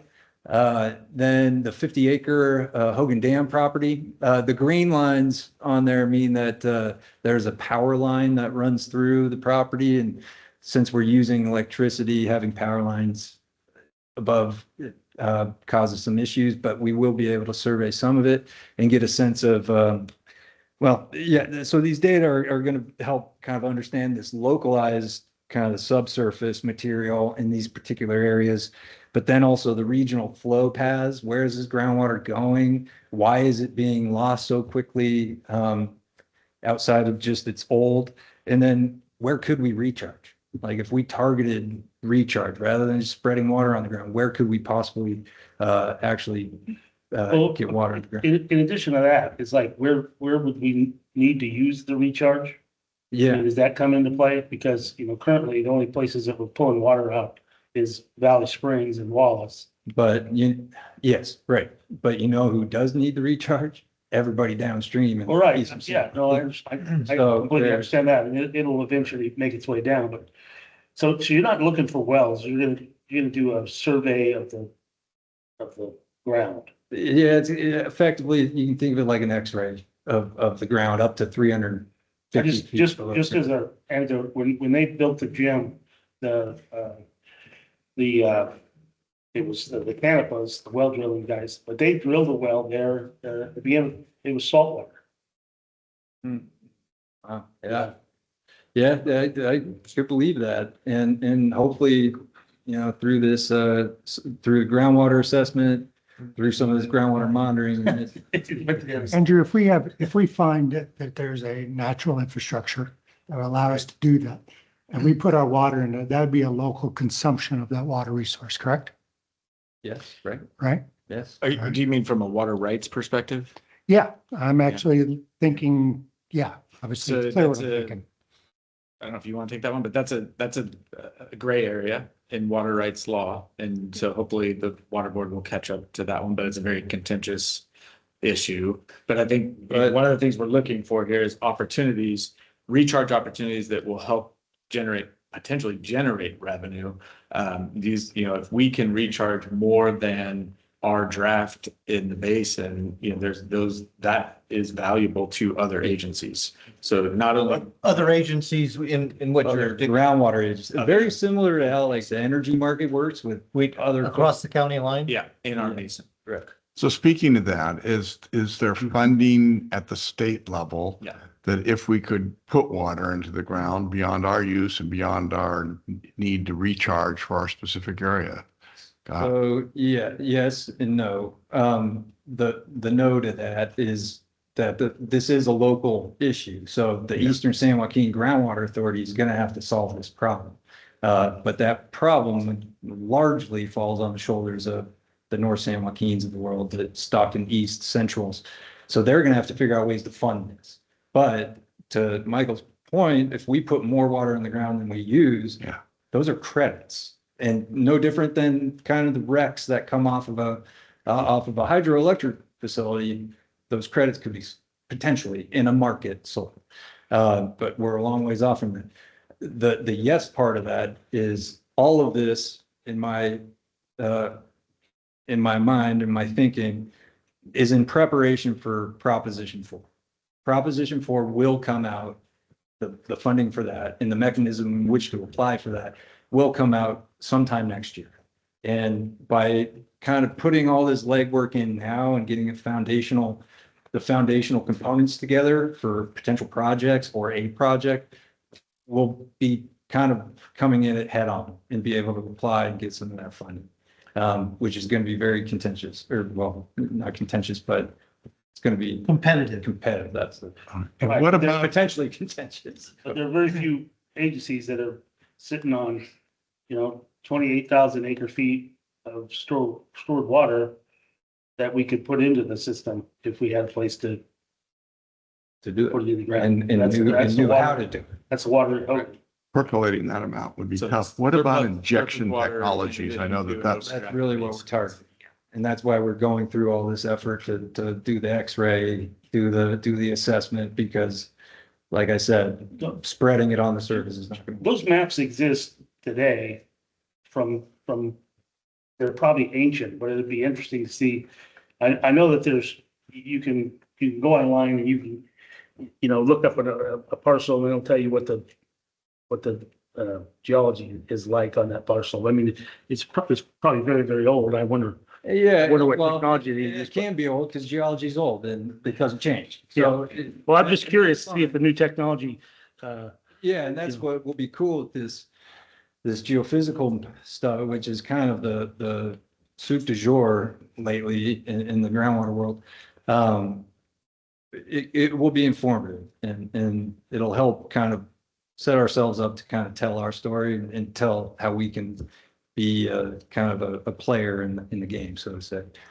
can you say a little more about injection technology? Is it feasible? Is it just too expensive? Is it? It is expensive. It's Consideration. well, it depends. I mean, so there's a couple ways to skin the cat. You can put in what's called dry wells, which is just that. It's just a tube into the ground that goes into the unsaturated zone of the aquifer right above the water table. So it's called the vadose zone. And this is what we would hope to kind of look at for that Hogan Dam property, as it would catch flood flows and take those flood flows and basically it'd be a conduit into the unsaturated zone of the aquifer and spread that out laterally underground rather than have it spread and flood the entire community. But for the use of, say, some of our surface water that we have, if we had some targeted areas, we could take that water and install an injection well. They're expensive and they generally take a lot of energy consumption, but they're effective. And in our area, what would happen is you pump it into the ground, it creates a mound in the aquifer. So it creates a high pressure system basically, and then it pushes all that high pressure system, eventually pushes all the other native groundwater down into the flow gradient down in the basin. So you're creating this artificial mound that pushes up our groundwater level, so that's good for us, we're compliant. But then it also is forcing the native groundwater in there to go down into the groundwater basin as a look at us helping you out. We scratch your back, how you can scratch ours technically. So, but I mean, we can, there's a lot to that. But there's examples of that. There's the city of Woodland has injection wells, city of Roseville has injection wells. But at any rate, so yeah, this is just the three locations make a nice triangle. Geologist likes triangulation, so that's good. Summary, we're going to take the GSA item to the county board of supervisors and coordinate with them. We're going to work with Woodard and Kern to get these data sets lined out and conduct this analysis and see what's going on. In the groundwater world, we're going to revisit access agreements for the USGS wells. We're going to get the groundwater authority to hopefully provide some equipment for that and maybe even install a monitoring well or two. And then we're going to continue to work with the Department of Water Resources to do some field work out here on their dime. And then we're gonna get Prop 4 money and get an injection well. Just That should be another bullet point on this. or those or I think some of those dry wells for flood flow capture. That might be a little bit more. What? I just drilled a well off Person Road. You guys are welcome to use that if you want. Injection? 300. I'll take what you do. So anyway, there you have it. More to come, but lots going on. Well, and one more question. Water that's drawn out of the aquifer to the west of Calaveras County, does that cause our aquifer to drop? You know, is that, It's the same aqua. it's the same aquifer, I know, but the way it's kind of been No, presented is we're pumping out more than we're putting in, and I'm just wondering if other I don't counties think use. we're like the response time is so slow Yeah, that it wouldn't, like, give it another couple hundred years and we kept pumping at the rate we are down in Linden or Woodbridge or whatever. Yeah, eventually it would, but that it's called a cone of depression. The cone of depression around Linden right now hasn't expanded out to our particular area. gotcha. But if we create that pressure zone, then we could help mitigate that cone of depression in Linden and, or wherever. And, that'd be a benefit to everyone. It's almost immeasurable Yeah. mathematically, the amount of water that we're taking out compared with the whole basin. Oh, I know. Really? But it's notable and it's important, not to keep dragging this on, sorry, but, That's all. that we are overdrafting and we are declining in water levels. How far has it dropped over, say, the last 10 years? About 30 feet, which is not insignificant. No. And there are domestic wells that have and will continue to go dry.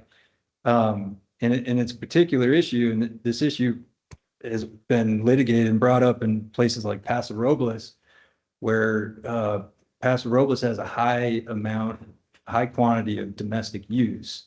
But and those domestic users aren't subject to SGMA. But that slow drip over a long period of time without a big drip back in creates overdraft. So it's like a leak, effectively. It's a slow leak. All right. Anyway, thank you. Nothing like a highly technical report to Yeah. remind us why nobody shows up to our meetings. Well,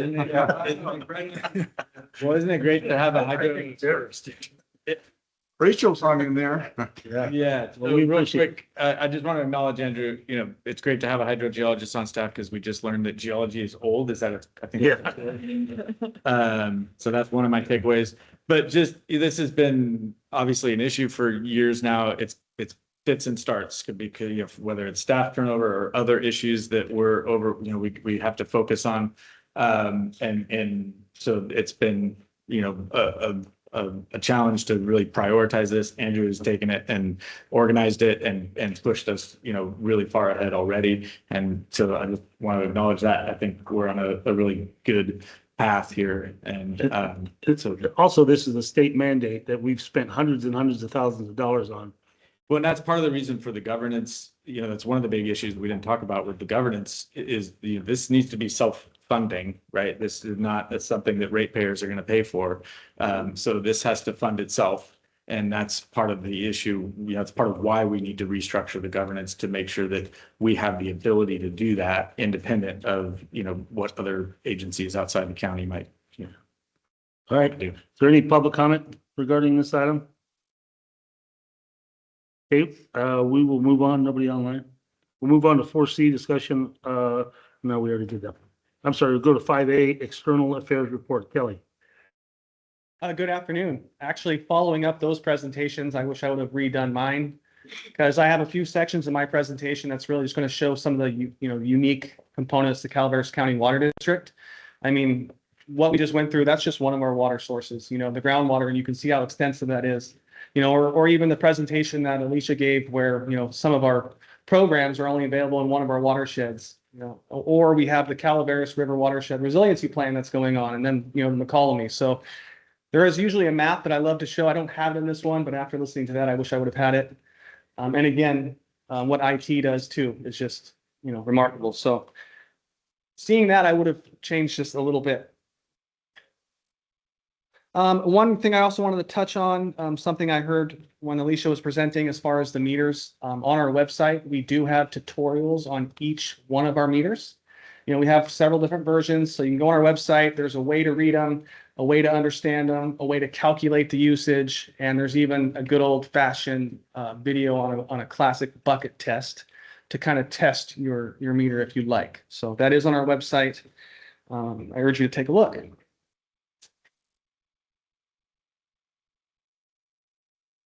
All right, so here we go. I'm going to start with a website submission that came in on October 11th, 2025. On October 2nd, we arrived at our home in Arnold to find that we had a leak in the water line outside the house. Roy took our call and was very helpful. I asked if someone could come help locate the leak. He called us back to say someone would be out there. Tommy arrived at 7 p.m. in rain and darkness. He moved mud and rocks to find the leak. He marked the spot with a plastic cover, told us what to tell the plumber, and left soaking wet and covered in mud. He really went above and beyond to help us. We are grateful to both employees for their excellent customer service and helpful attitudes. Thank you. I thought that was wonderful. That was a great way. I come in the morning and check the submissions on the website, and that's one of the first things I do. And I got to come in that particular day and see that, and I think it's wonderful that, you know, and I know we have customer service activities that go well beyond that, but it's nice when someone takes the time to actually write in and say something like that. I'm going to start off with the Mountain Oaks School Career Fair that Kate and I did back in October. Well, we're still in October, but on October 2nd, this was the first event that I've ever done that was K through 12, and it was remarkable. The variety of questions, and it was really fun. A couple months ago, too, I did an event for another multi-age group at the same school, and I gave a presentation. They were actually doing their own presentation on water quality in Calaveras County and pollutants and all that. And so I came and gave a presentation on watersheds and whatnot. And I think I reported that here as well. A lot of those students remembered me from that. They came up to me and gave me fist pumps and stuff and had some more questions. And I asked them how their presentation went, and it went very well. So a really, really cool event. You can see on the table, we've got all sorts of different materials. I brought some of those materials for anyone if they'd like. This is a new one that I got, and this is more for high school students, and it's kind of an activity book. There's different levels of activity books I have at these career fairs. This one is a little bit more geared towards high school age students, and distribution, treatment, wastewater, collection. We all have to go through numerous, programs and certifications. And so there's actually some questions in here that you would see on a test. So I urge you guys to take this and do some activities tonight. I think it'd be pretty cool.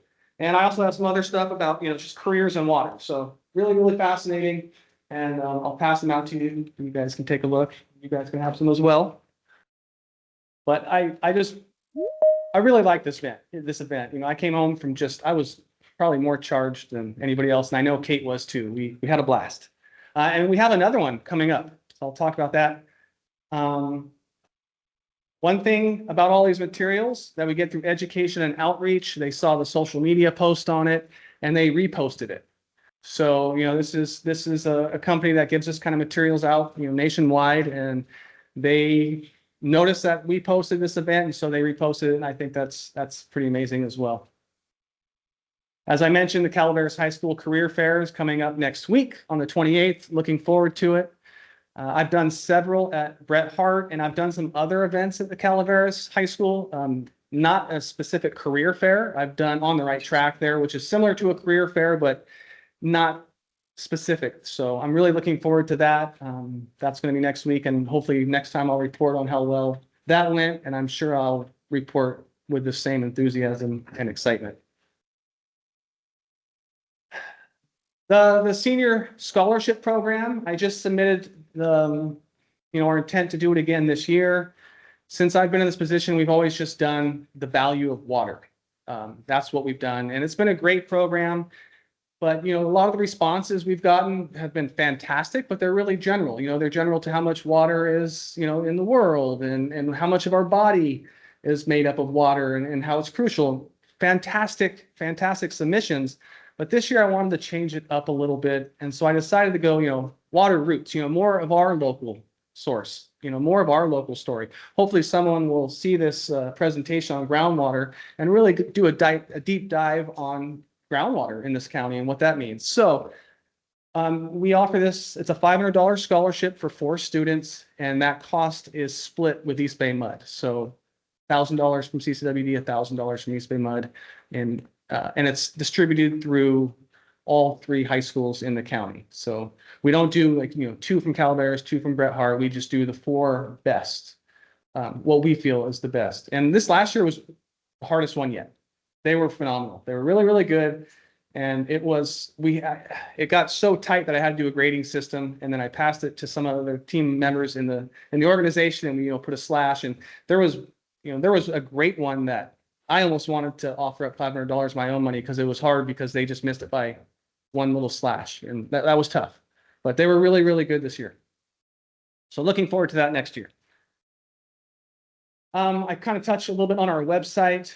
Again, there's a ton of information there. I was contemplating in this report to kind of take a live test drive and show you guys where some of this stuff is. I don't know if we really need to do that. I can do it at the end if you'd like, or if anybody would like, if they don't know where stuff is, I'd be more than willing to help them. Some of the stuff that we've heard lately, for instance, the most recent grand jury reports, both of those reports are on our website, plus our responses, plus some YouTube videos where we discussed it in this open, meeting. So valuable information. During the rate study, this is a spreadsheet that Director Thomas wanted me to put together. We knew that going through the rate study, it was very, very challenging communicating the different usages.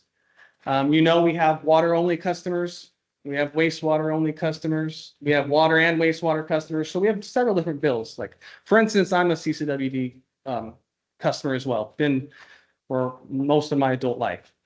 So we broke it down into, just specifically to water, showing the rate increase, showing what was proposed on the bottom there and what was ultimately adopted by the board. And this was important to us to kind of show some of the incremental increases each year. Each cycle. But then we also wanted to break it down into perhaps a monthly and even a daily, just to give it that perspective and to see what those costs are. And again, that's on our website, and we did the same for our wastewater rates. So. But if there should be a note in there that says that that's a maximum. It could be less. Right. And if you go onto our website, we have a specific page just for everything in regards to that rate study, all the presentations, all the board meetings. And that was just like a little, you're right. I agree. And that is captured in the website, just not on those particular sheets. So this is obviously a leaky toilet. This is something I discovered in my teenage daughter's bathroom, a bathroom that I don't really care to go into because she's teenage, my teenage daughter.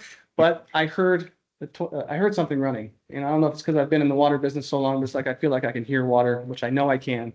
I noticed that I heard her toilet, and then I use the portal. I absolutely love the portal. Very, very useful. I have it on all the different notifications. I have it email me, call me, and text me. And I actually have my threshold low because I wanted to make sure I don't miss it. And so in some ways it's annoying because within a matter of about 30 seconds, I get a call, text, and email all telling me that I went above my threshold. Even though I'm the one who chose that threshold, it definitely notifies me, and I just use that to kind of keep an eye on it. But what I want to highlight here, and again, this is my own bill. Or not my bill, but this is my my portal, my dashboard. You see on September 12th, 2025, between about 12:30 and 5, I had that constant usage. I used 187 gallons in those 16 hours. I wasn't even home. This was through the night.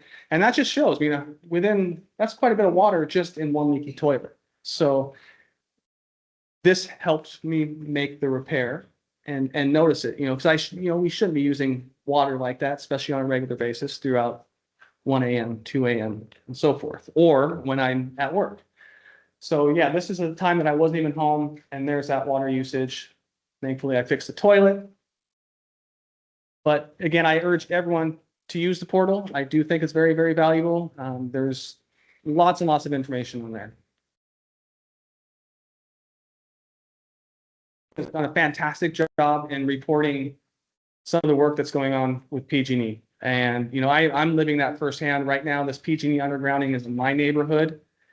It is insane. I don't want to say it's like a war zone because I think that's not disrespectful, but it is crazy. I mean, it's wall-to-wall vehicles on every single street. You can't even get through the neighborhood with all the construction.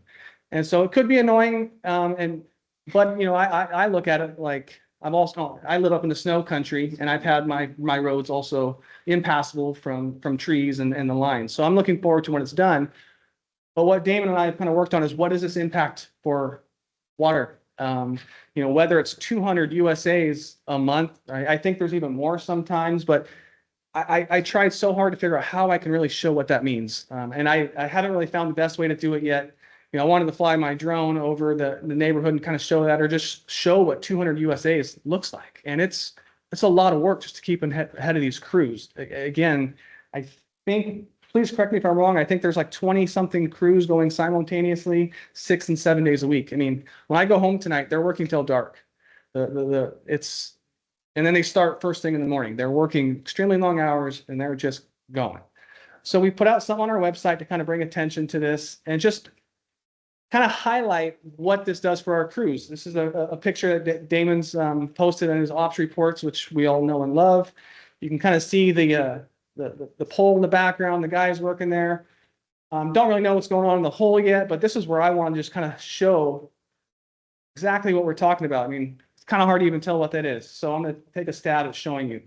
So right here, a 4-inch sewer line. Right there on the side, we've got the PG&E pole. We got grounding rods. And then we got our back truck tube. And then again, someone's got to get in there and make those repairs. It's crazy down in these holes with all that stuff. And leaky sewage water. Yeah. That's its own thing. Yeah. Those guys that do that are amazing. That's how I started in my career here, was in the collection crew. And it's definitely a time that I'll never forget. Some things happen that I will never, ever, ever forget. Here's another one. I think there's a lot going on here. So let's start off with the water line. Okay, we got our water line. We got some of that wonderful rock backfill that's actually touching the pipe that we've shown you before. We got this thing. I don't even know what it is. Maybe it's comms. I don't know, but there's some kind of cable conduit. There's something there. Then we got our main gas line. And you got the service gas line. You got a little conduit, and you got a big conduit. And then you got all this tracer wire too throughout there. So again, trying to get down in there and make the repair amongst all this stuff. Again, which just makes those back trucks a crucial piece of equipment. This one, I think speaks for itself. I don't really need to show. I don't even understand how they did that up and over, how they did that, why they did that. But again, this is some of the holes that Damon reports on.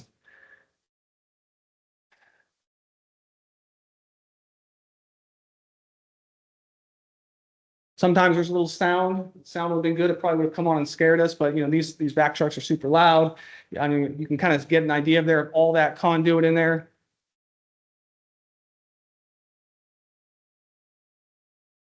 You know, so when we say joint trench, now I just really want you to have that visual.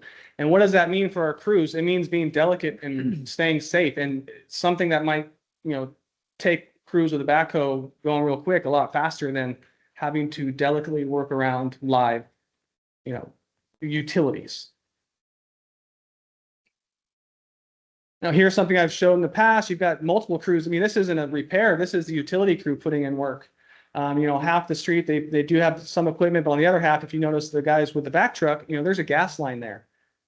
You can kind of see right, his left foot there. That's a marker for a gas line. So again, they're going at this with a two-prong approach where they can't really safely dig with a backhoe on the other side. So they're actually, you know, this is some of the, I believe this is Baldwin.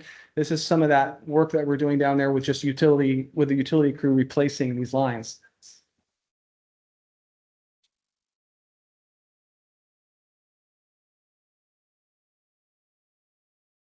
There's multiple construction efforts going down. This particular one is our utility crew doing service line replacement. So you'll see here too, there's that gas line right there. And then you've got what your pants look like after about 2.5 minutes. So this isn't the map that I was hoping to show, but this is a good one.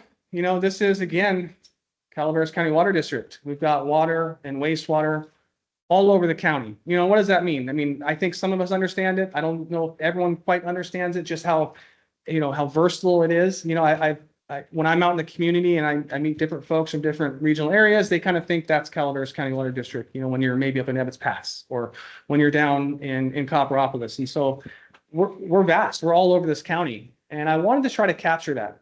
Oh, I jumped, I'll come back to that. Hold on one second. So this is that regulatory circular wheel that we've talked about before with lawmakers, different folks kind of showing what goes into a water system, and not just water, but this particular one's really focused on water. And I'm going to start with the fire flow infrastructure and capacity. You know, when we design these systems, we're not designing it for necessarily what we're using every day in our showers. We're designing our tanks, our pump stations, our treatment plants to a larger capacity. Well, there's water quality requirements that require us to have, you know, strict standards on that. And that water actually gets old in the system.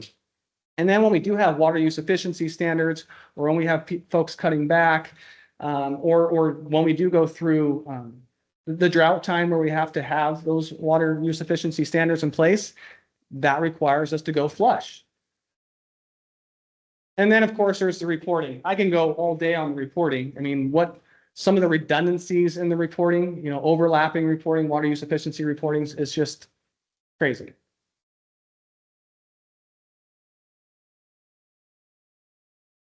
And then this is something we've shown too throughout the years. This is 2023 data. It's what I call Calaveras County, kind of like a, you know, the population density that we see here, a little bit of a blessing and a little bit of a curse.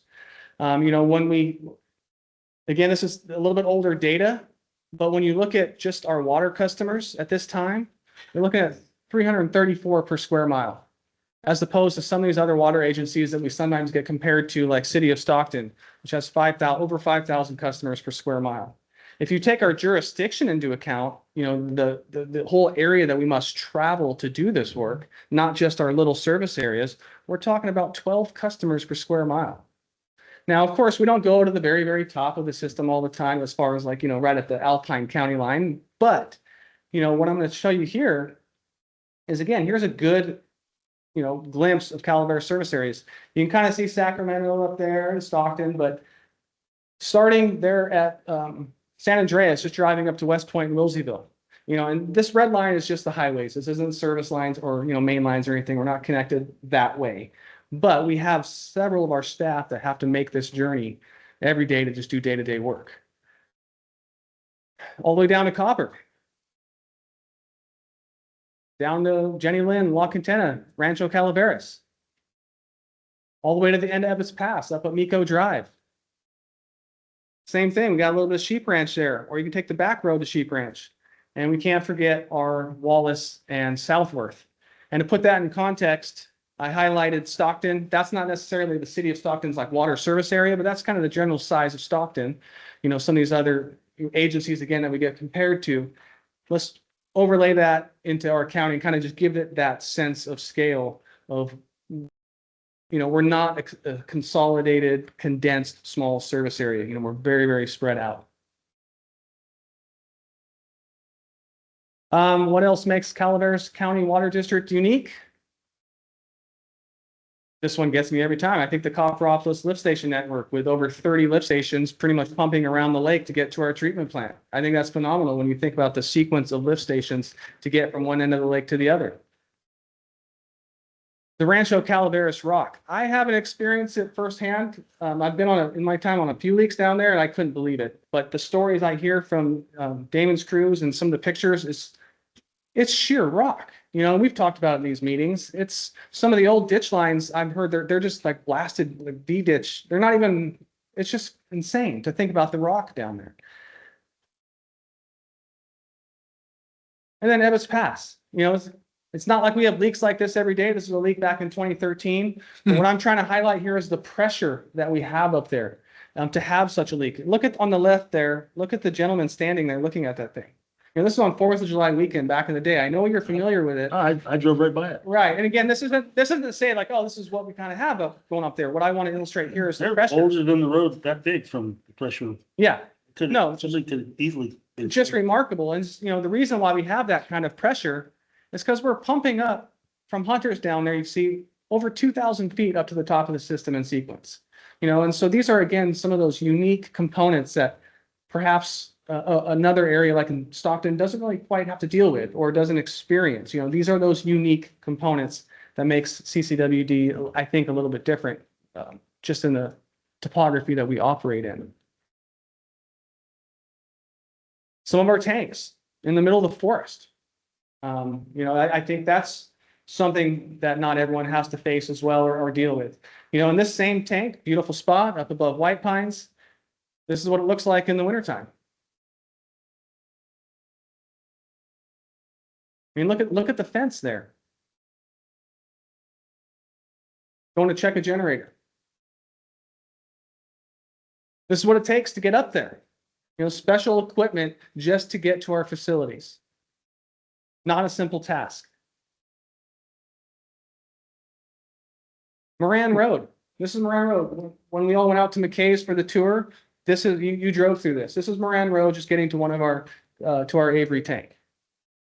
Again, another unique component of what the guys out in the field are facing to keep the water system going. So the reason why I wanted to show some of the stuff is, again, just kind of give that perspective of some of the unique things that we face up here in our rural communities. Recently, we had our Water Professionals Week. It was October 4th through the 12th. So on our socials, I put out a few different things. And as I thought about this, for about for quite a while, and just how proud I am to be a water professional. And so I thought about it last night, and I wanted to say something. So I hope you guys don't mind. I'd like to say a little something in tribute to Water Professionals Week, if you don't mind. I have to have reading glasses now, so. All right. This year marks my 25th year as a water professional. More than half my life dedicated to this essential and deeply meaningful work. As I look back, I'm filled with pride, not just in my own journey, but in the incredible team of water professionals at CCWD who share the same commitment, integrity, and love for our community.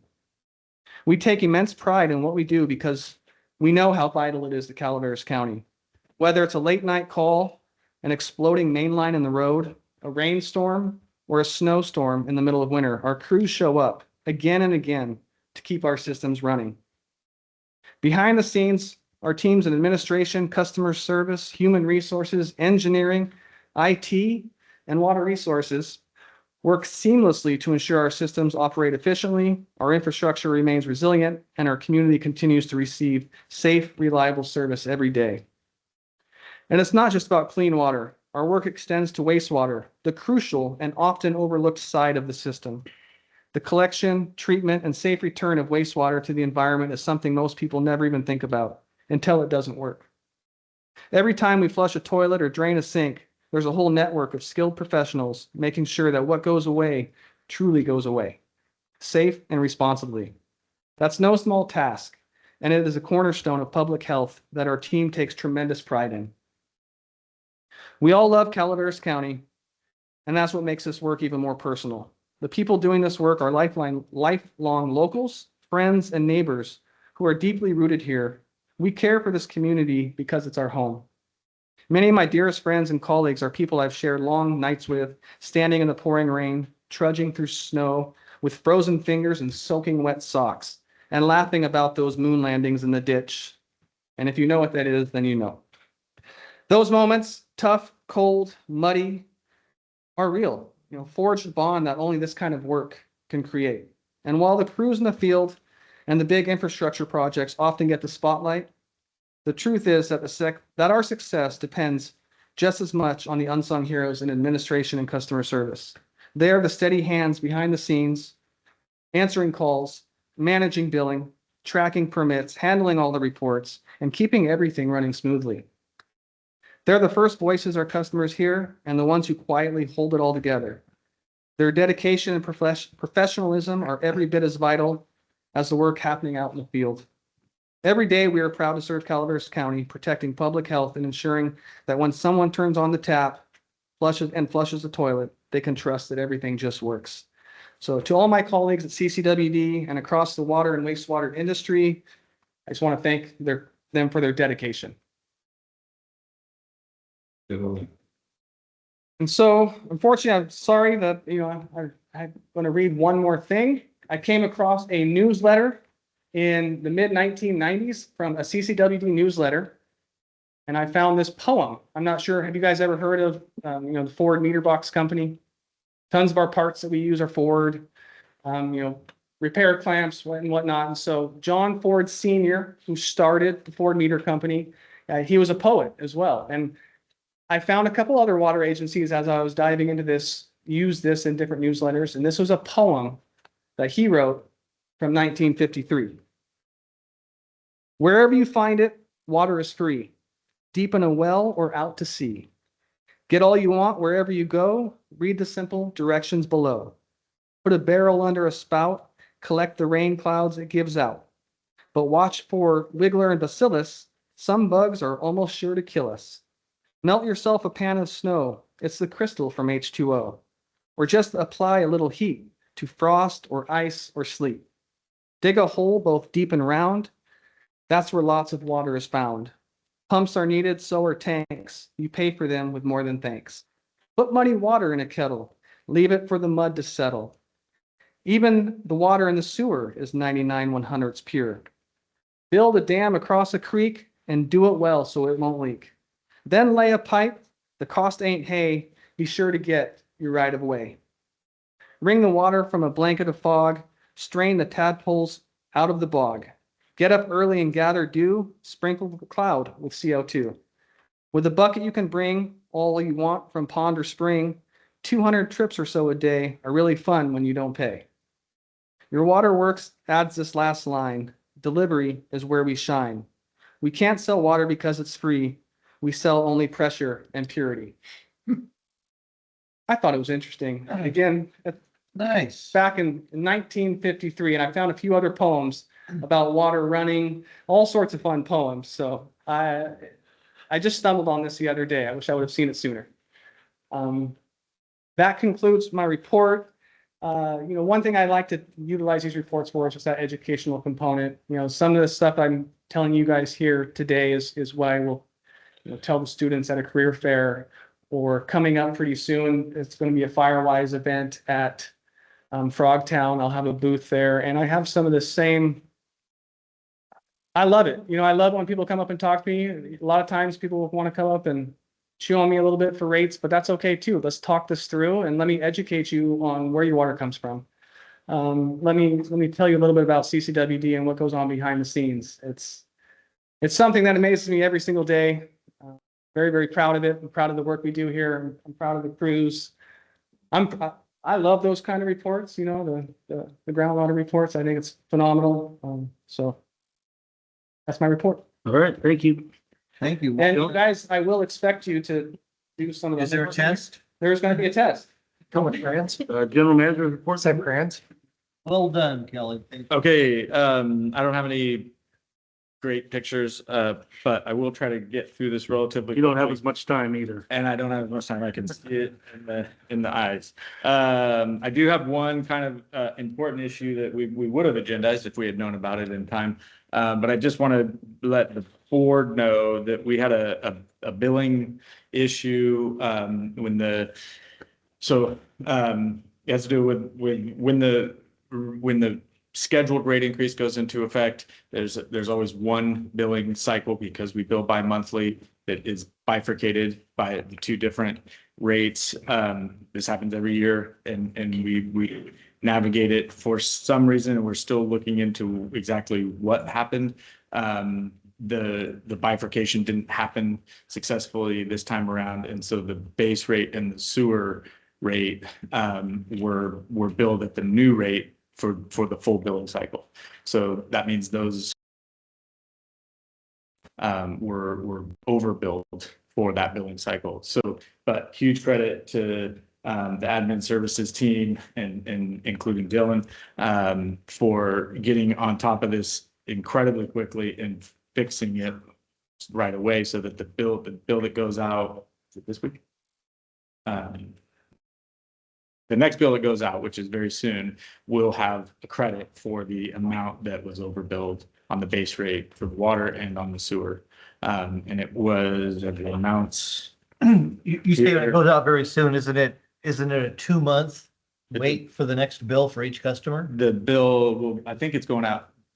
Dylan, is it this week or next week? Yeah, I think it's, But if we make a mistake on a bill, it's 2 months until we can correct it. We're correcting it though, and then, yeah, the next billing cycle. And so it's, what was it, $9 for water and the other dollar not here. Hang on 1 second. $15 for sewer. But those amounts will be credited back to those customers that we overbilled in this billing cycle. So unfortunate mistake on our part, but we corrected it right away. We want to get the information out and be transparent about it. So this is, there'll be a message in the bill in addition to that credit back to those customers. And Michael, we've identified what the challenge was, so No. it won't happen again. No, we're still working on that, but it won't happen again. I can assure you that, because this won't happen again until next year, and we're in the process now. The immediate priority was to fix it and credit the customers back, and then now we're going to do kind of an after action, and we'll report back on that as well. Thank you. Make sure we understand what happened. That, and yeah, probably finance committee will, I think, makes sense to bring that back, but we can bring it back to the full board if the whole board wants a report out on that as well.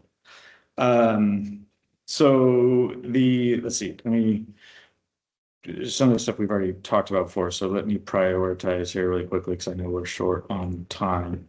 We had a CPPA board meeting last week. I think I reported at after the last CPPA board meeting that we had unfortunately had to raise electric rates for public agencies in the county. But at this meeting, Dennis Dickman reported to the CPPA board that CPPA saved public agencies in Calaveras County $9.5 million last year, which I think is remarkable. And so I wanted to share that with the board. We had a really productive meeting, and credit to Damon for setting this up, between UMRA and Phoenix Energy, is the developer on the biomass project for West Point.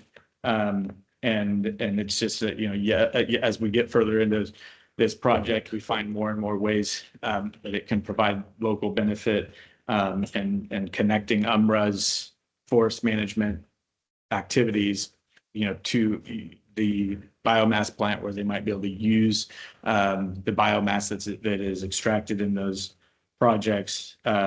Both Richard Sykes and Greg Stengel were excited about that. So we're going to be moving forward to try to facilitate that effort. It also was brought to our attention both at the recent East Bay Mud event and during that meeting that this is UMRA's 25th anniversary. And so Kelly's been working on a press release on that. We want to make sure we continue to educate the public on just how great the work that UMRA does is. Briefly want to mention Forest Meadows. We met with and Director Robertson was there, and staff met with the HOA general manager there. Really, really positive meetings.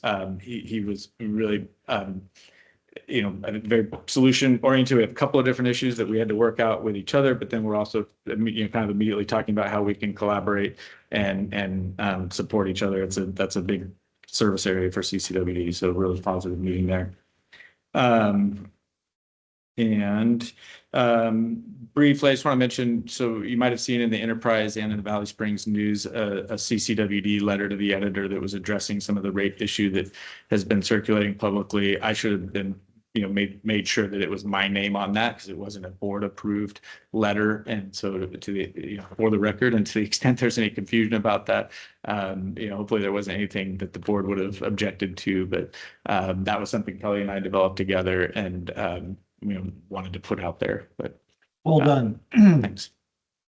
I will save the rest.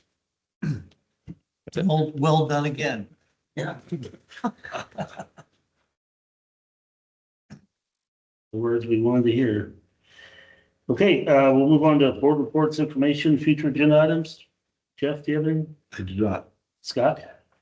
In the interest of time, nothing. Jack? In the interest of time, nothing. Okay, I'll go along with that. I am out next week. I'm leaving tomorrow, so I won't be back hopefully for a week. Just to let everybody know. Okay, well, our next board meeting will be November 12th, which I will not be at that meeting as well, for a different trip. We're gonna adjourn the closed session conference with legal counsel, anticipated litigation. Is there any public comment on our closed session item? Seeing none, we will adjourn the closed session. Yeah, the new pictures look great.